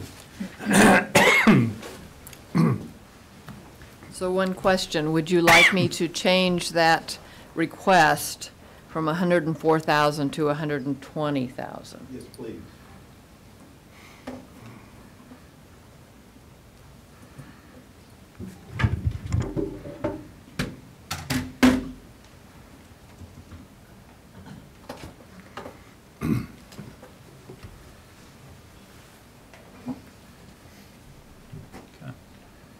Scoop this up a little bit more here.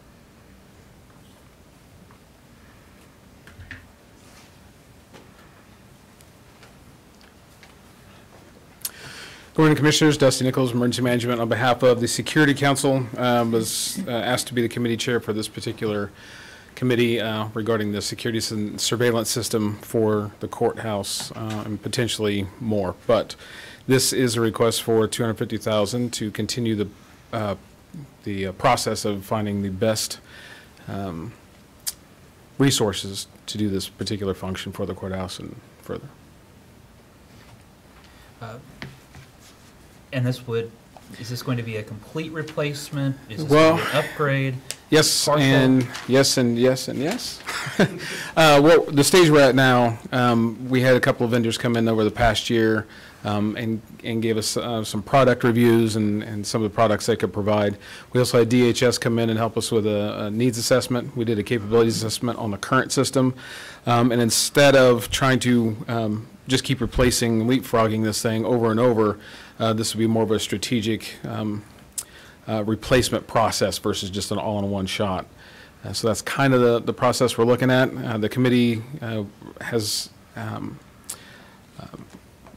we just need to meet again and find out the next step in this process. But this is still the opportunity to put in for this capital outlay funds.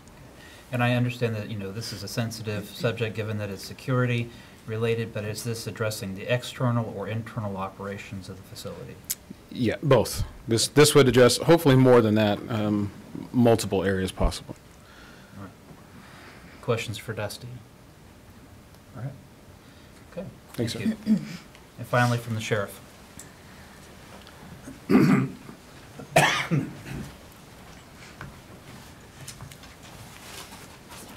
Morning, Commission. Herman Jones, Shawnee County Sheriff there. What we have here is one item. It's the replacement of our MDTs, which is the mobile data terminals. These are the computers that are in the patrol vehicles for our officers there. We're looking to make a replacement on that. They have a lifespan of approximately 4 years. We're into our third year, which would, if we were to make this replacement, it would be appropriate for the replacement of that. And what this is used for is our connection to other entities in our community, such as our Topeka Police Department, DLC, the fire department, and dispatch there. So our MDTs are used for reporting purposes, getting information about inmates or any other types of communication that we have for collaboration with our other agencies there. Basically, it is our records management system. Officers do their reports and what have you.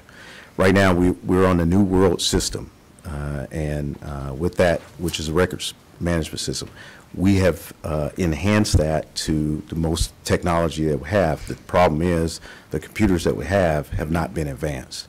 So to match that, we need to move up to the replacement or an upgrade on our MDTs right there. What I understand is that if there's a possibility of a trade-in, that brings the cost down, or at least from that right there. Otherwise, of selling that, it could be anywhere from an estimation of about $20,000 to $30,000 is what I understand. So that's what we're looking at. Questions for the sheriff? Yes, and how many MDTs are we talking about? 80. 80. Yes. Okay, thank you. All right. Any other questions for the sheriff? Okay. Thank you. Thank you.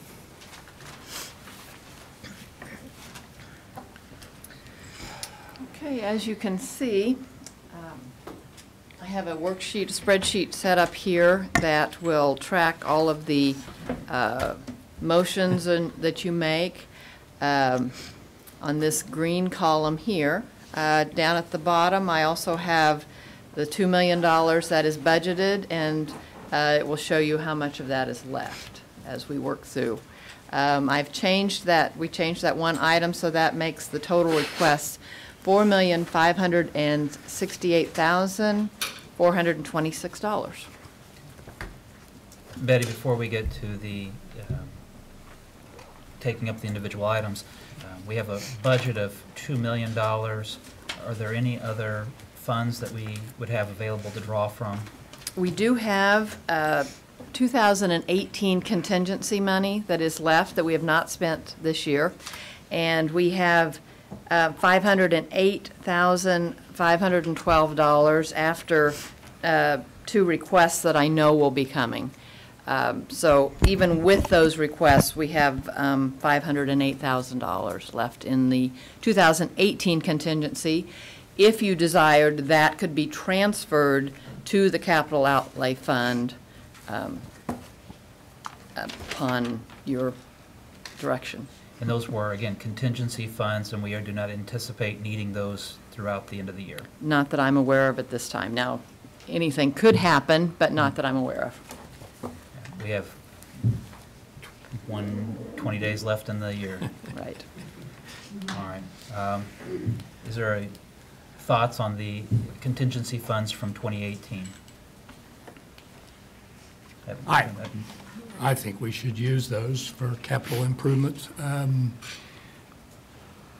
That would be, I'm sure we'll have to have another resolution to shift into a different account, but yeah, I think we can, at least in my view, we can assume that we can use those, Mr. Chair. And if anything should happen in the next several days, I mean, those projects will not get started. Some of these projects will not get started right away. So. Correct, okay. yes. Now, I assume that this is something that if you want to make that transfer, that would be on the next agenda, although we can go ahead and allocate the funds for it, if you would like. Why don't we go ahead and allocate the funds now? I'll make a motion to allocate the contingency funds from 2018, and second by Commissioner Bueller. All in favor say aye. All opposed? Passes 3-0. Oh, did you have a set amount? 508. Okay.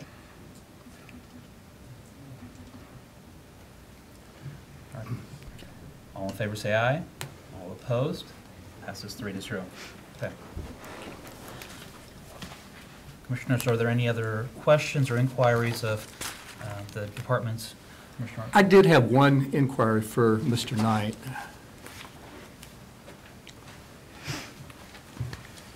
And it was about your number one priority. It's the Adventure Cove floating playground. if we proceed with that and that's approved, does that finalize and complete Adventure Cove where it can be used again for swimming purposes? Or is there anything else that needs to go there at this point? Well, there are other things that need to go there. Okay. But we have identified these sources to get those put in. We're putting those in. That does open that back up to the swimming, hopefully by this summer. But hearing your request the last time we were down here, we're putting together a comprehensive package that we intend to come back down to you and lay out the next 4 or 5 years, anything that we might see possible. Should the attendance levels reach that we think that we can support it. But you're talking about different things like zip lines and things like that. Yep. This would All get I'm the swimming. asking is, does this get us to where we can reopen the beach and have swimming? It does. At Lake Shawnee again? It does. Okay. Thank you, Mr. Chair. John, I mean, with the water purification, we would be able to open back up the swim beach. This is just an additional attraction for the swim beach, right? That is true, but if you just have just water there, you're a lot more likely to be able to charge $1 or $2 to get in. If I have this playground equipment, there's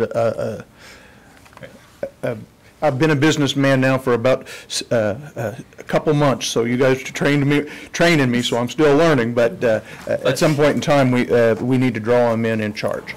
But the practicality is barriers to having a swim beach was the water purification. That was the number one, yes.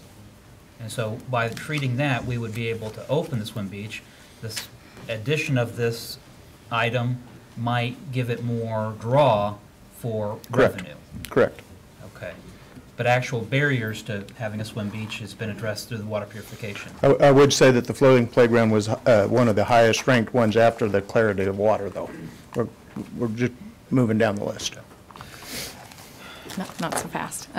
Normally, I go to priority ones, but I'm going to go to priority 3 for Parks and Rec and the girls softball complex. Okay. And kind of, again, I think that need has been there for some time. Correct. Correct? And so why did it fall priority 3? I'm just curious. I think because we don't have that many other aquatic facilities. Nothing. We don't have very many things in quadrant number 3. The girls softball. We do have other facilities. For instance, they have moved over and played a few games at Bettis, but I can see that in the coming months that need for 4 more fields being even bigger, increasing. I guess taking up where Commissioner Bueller might be leading is, it is not an uncommon statement that there is not parity between men's and women's fields play. That, you know, the men's facilities or boys' facilities is much better than the women's or girls' facilities. I don't necessarily agree with those statements in that, because we've been moving the girls over to the boys' complex, and it's called the Bettis Family Sports Complex. It's not the boys. It's just in 1960 when they started that facility, that was the boys, and this is the girls. I see these as multiple facilities. We can move boys' games over there and play the boys' games at the girls' softball complex. All the same, it would be nice to have artificial turf on the infields for all those What fields. really does, it turns us drawing tournaments in that we have 4 artificial turf fields to 8 artificial turf fields. When we first put in the Bettis complex, we were drawing people in from 6, 7, 8 states around. We still are, but the bigger the complex, when you have 8, we can draw them in from farther around. I know that's not as important to the Shawnee County in the budget, but the impact is going to be huge on transient guest tax funds, all of those type of things that are developed. Yeah. Okay. Any other questions for John? No, but I'll make the first motion to approve the $600,000 for the 4 infields and the girls soccer. I'll second. Girls softball. Motion made by Commissioner Archer for $600,000 for the girls softball, second by Commissioner Bueller. All in favor, say aye. All opposed? That's Sorry. Now you're I thought you were going to correct me. I'm used to that. Thank you, John. Can we go to the start at the top? make a motion to allocate $115,999 to the courtroom innovation of Division 1. That's the top priority. That's the courtroom that appears to need the most attention at this time. I would hold off on the other courtrooms until we look at where we stand with the rest of the capital outlay. Second. Motion made by Commissioner Cook, second by Commissioner Bueller. All in favor say aye. All opposed. Passes 3-0. I would ask to do the number 1 and number 2 out of Department of Corrections. I think there's a good business case to be made for both of those, given the necessity of them for operations. Second. Motion made by Commissioner Cook for items 1 and 2 from Department of Corrections, second by Commissioner Archer. All in favor say aye. All opposed. Passes 3-0. I would like to go to facilities for the North Annex HVAC upgrades. Again, this is a key component when we're talking about that building. It does not have external ventilation. It doesn't have windows that we can open or doors that we can open, given its configuration. So the HVAC is a pretty key component for our operations of what we have there. So I would ask to make a motion to allocate $753,705. A second. Motion made by Commissioner Cook, second by Commissioner Bueller. All in favor say aye. All opposed. Passes 3-0. I won't deny the courthouse air handling is important, but the new storm shelter is a long overdue item when we come to public safety. So I would make a motion to allocate $100,000 for this North Annex storm shelter. Second. Motion made by Commissioner Cook, second by Commissioner Bueller. All in favor say aye. All opposed. Passes 3-0. Got to get a little faster there, Commissioner Archer. I know. We have had problems with the elevator at the courthouse, especially when it comes to the inmates' elevator. This is an item of security concern. If the inmate elevator does break, the inmates then have to use the public elevator, which creates a safety issue, a security issue, and a convenience issue for the operations of the courthouse. I think I'm concerned about the cost, given that we are looking at having all of the elevators addressed, but it is a needed one. I don't know. Can I see how much is left in the amount?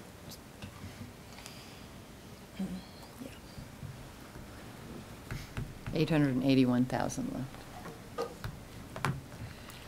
So, Pat, or Bill, if we could, is there a way that we can address, is it required to address all of the elevators, or can we just address the one that is the most needed? Well, the inmate elevator we're looking at with the 2018 capital that we allocated last year, because we had 3 elevators down at $300,000. As you can see, 3 now has gone up to $400,000, according to the people I've talked to at the different elevator companies. But the inmate elevator we are looking at currently for the 2018 budget. So the most critical one from a safety perspective we are looking at right now, and we should be able to go ahead and get that done for that money. So then the elevators that we're talking about are just the passenger? 3 main passenger elevators that are in the lobby that the public uses. And then, right now, they are working. They're not the prettiest, but they go up and down the way they're supposed to.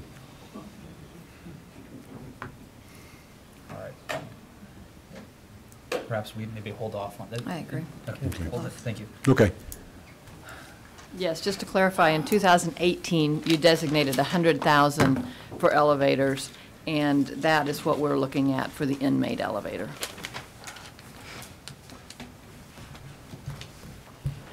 Commissioners, your pleasure. I'd like to go up to elections, item 2, priority, the ADA compliant button for $5,000. I'll move approval. I'll second. Motion made by Commissioner Bueller for approval of the ADA compliance, second by Commissioner Cook. All in favor say aye. All opposed. Passes 3-0.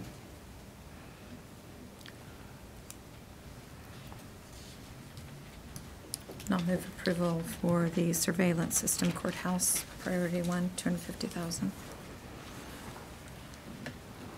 This is, again, an item that we have been postponing for many years to address. I will second. Motion made by Commissioner Bueller, second by Commissioner Cook. All in favor say aye. All opposed? Passes 3-0. Takes you to 626,000 left. I would like to do the Public Works number 1, the 2 dump trucks. Second. Motion made by Commissioner Cook, second by Commissioner Bueller. All in favor say aye. All opposed? That passes 3-0. Commissioner Archer. I would like to, under Parks and Recreation, item number 2, Family Park Design Services. I don't want to spend $150,000. I'm tired of spending 6 figures on consultants and not getting much out of it. But I would like to spend $75,000 for design and improvement services for the park.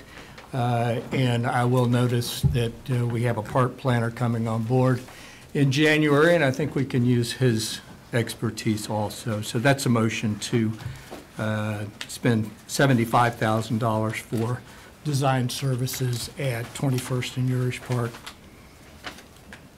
Again, this would, John, I guess before this, I would be willing to second just exactly what this would give the county. We would get some master planning services, draw the community in, find out what they want, work with them on the type of facility, the size of the facility, or whatever we end up coming up with would determine that. I think $75,000 would be plenty to start with. And this is something that can't be done in-house by the Parks and Rec staff currently. No, I think this is something you want to have some outside input on. Just real similar to what we did at Gage Park, some of those type of things. Some of the in-house services can be done inside, but. Is there a second? Well, and with Gage Park, where are we at with everything on that? It is on hold. Okay, thank you. Is there a second for the $75,000 for the family park design services? I'm going to hold off on a second at this time. I do have a question about just our the IT, because I wanted to talk about the switch for the number 1 priority for IT. Again, we're getting down to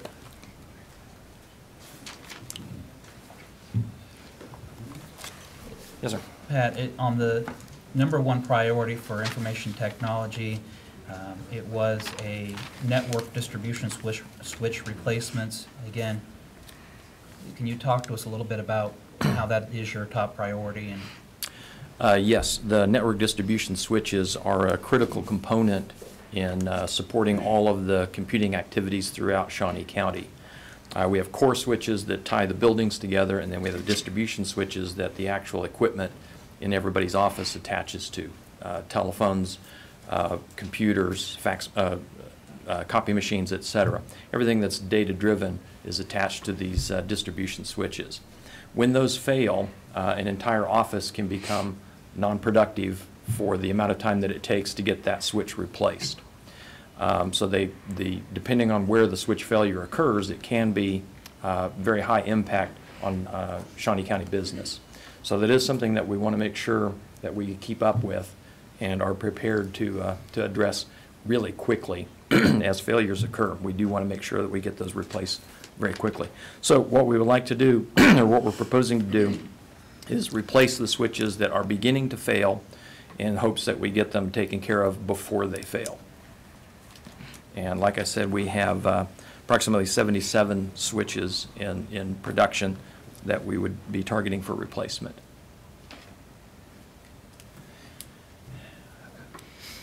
Patty, can we see the total balance we have left? $324,000. I'll move approval for priority 1 for Information technology. Is there a second on the 75,000 for the information technology? All second.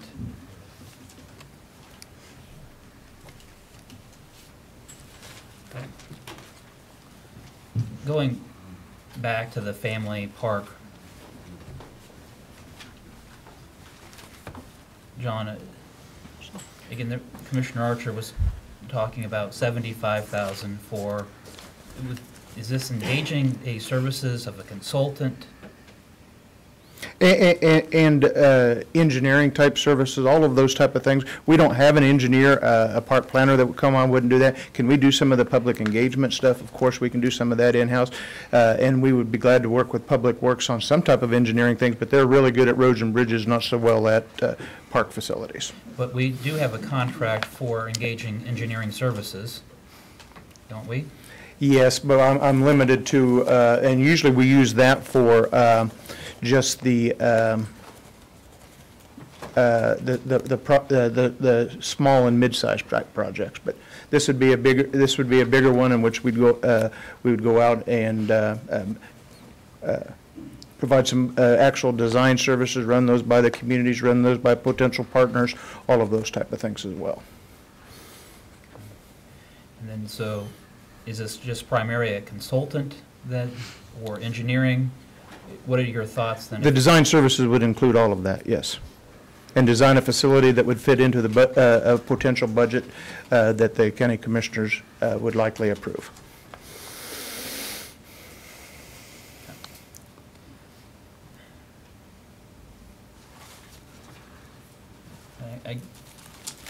Family park is designated as, this is a quadrant that has the least amount of park planning in that quadrant? Yeah, it is our most underrepresented quadrant that we have. And number one is not far behind. Commissioner Archer? Well, I will quote from the Parks and Rec Master Plan, what recreation facilities and/or amenities in the community are most needed. There is an overwhelming concern over the lack of parks and facilities on the west and southwest areas of the county. The general perception is that these parts of the county are being underserved, and addressing this issue needs to be a top priority. And by God, we ought to be able to spend at least $75,000 to improve that area and to move forward, and that's my view. Thank you. I'll make the motion for 75,000 for the family services or family park design services. My reason for not voting in favor is because I think we still have a good amount of work to do at Gage, and I think it called for a master plan of Gage Park as well. And I think this brings forward the bigger problem that we don't have long-term funding for parks and recreation and all that needs to be done in this community. We get a few projects completed every year, but if we're really going to invest in this community with parks and recreation, I think that's a challenge to the next commissioner, and I know he has Parks and Rec experience, but that's one thing I think we need to take a look at. So, anyway. Is the sheriff still here? But is there, Commissioner Archer, is there a second? Of course. So motion made by Commissioner Cook, second by Commissioner Archer. All in favor say aye. All opposed? Opposed. Passes 2-1 with Commissioner Buehler. And I will point out again that, in my view, Parks and Rec is the biggest quality of life issue, the quality of place issue that we've got in our community. And by supporting this and supporting money to go to Parks and Rec, we're supporting Momentum 2022, and I think that's what's on everybody's mind right now. So thank you, Mr. Chair. Thank you. Out of the... Is the sheriff still here? Yes. Mr. Sheriff, I have a question for the sheriff. You had mentioned that you were in year 3 of the MDTs. Yes, we're coming to the... And they're a 4-year lifespan. Yeah. So, I mean, as the amount is slowly or quickly going down, alternative plans to replace these? Other than waiting for another year or so. But the issue that we have right now is our computers have slowed down considerably because of the new system that we have. So that's the point of just trying to match that up right there and having that compatibility. Do you anticipate any funds from this current year still being We probably will have some possible? that we can probably work with or so. Okay. All right. Thank you. We'll just redirect of what we have going with that. Thank you. Thank you.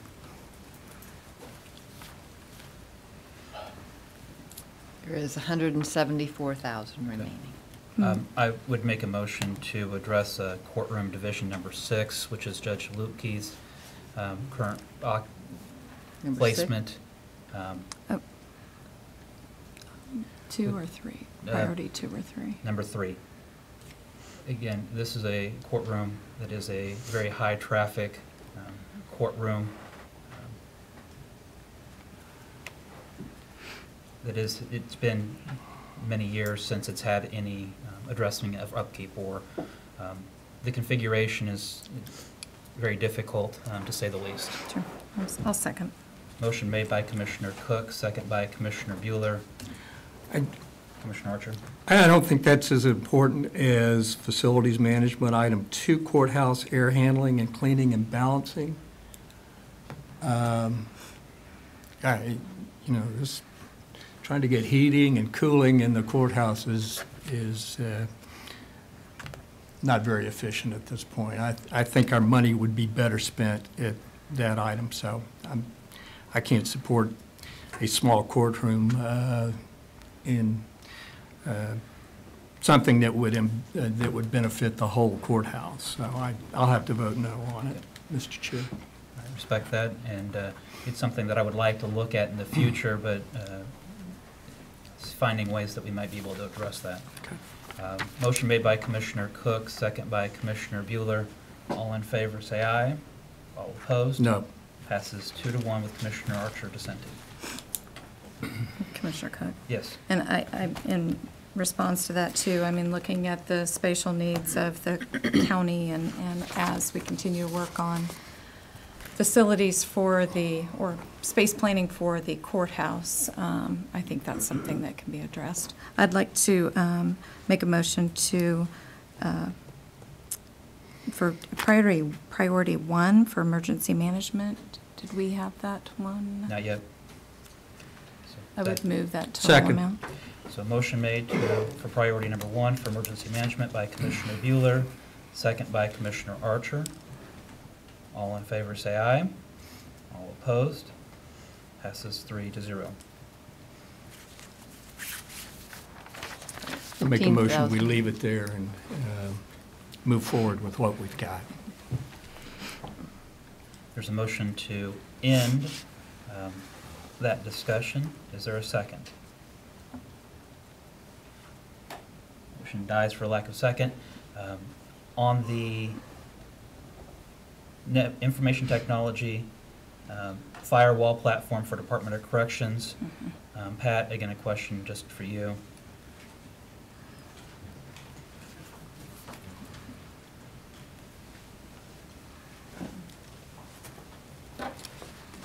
This key is, I mean, this will be replacing the current firewalls that we have or adding to the overall security of Department of Corrections. What would you anticipate?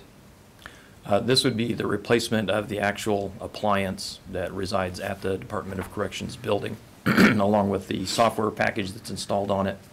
And that will bring that device into compliance with service terms and agreements so that it can be supported going forward.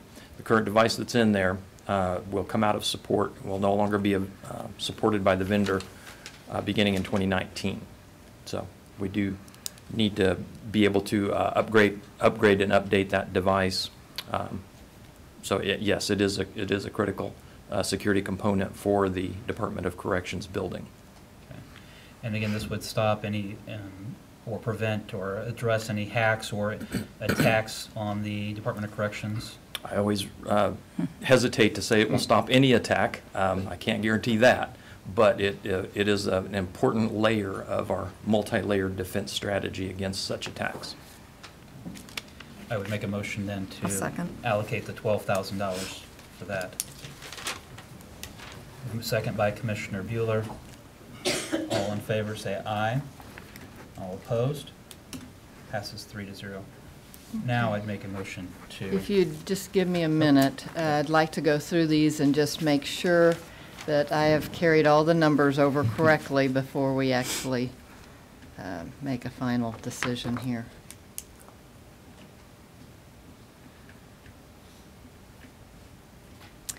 That looks correct. Motion to close discussions for the 2019 capital outlay. Second.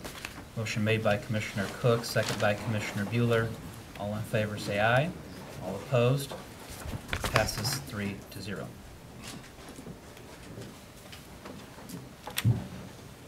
Our next item.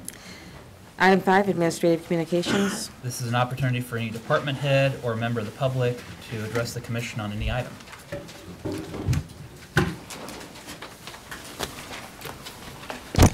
Good morning, Commissioners. Brian Cole, Shawnee County Department of Corrections. I just wanted to add on to the approval of the planner for the health agency. One of the biggest issues, and obviously, when you work in corrections, you can get a little territorial, you worry about your own shop, but one of the highest needs was addressed was mental illness. And one of the things that I did when this was approved was that I chased down Linda to let her know that I wanted to start setting up some meetings regarding the sequential intercept mapping, which indicates those who suffer with mental illness once they become involved in the criminal justice system, and what all the resources and stuff like that I think would be very advantageous for us to be able to identify all of the systems we have in place. So that was a huge success for us to have a planner, and I'm going to be chasing them down quite a bit. So Thank you. Any other administrative communications this morning? Commissioner Archer, anything? No, I'm good, thank you. Commissioner Bueller? No. All three of us did participate in the Kansas Children's Service League Red Stocking Breakfast. It was a good event, and the sheriff, as the grand officiant of the Red Stocking, and thank you for your work in the community for Kansas Children's Service League and all that they do. Madam Clerk, our next item. Item 6, Executive Session. There is a need for an executive session for consultation with an attorney for the body or agency, which we deemed privileged in the attorney-client relationship, and for matters relating to employee or employee negotiations, whether or not in consultation with a representative or representatives of the body or agency with regards to the contract with the Fraternal Order of Police for a period of 15 minutes with no action anticipated. Second. Motion made by Commissioner Cook, second by Commissioner Archer. All in favor say aye. All opposed? Passes 3-0. We are in executive session.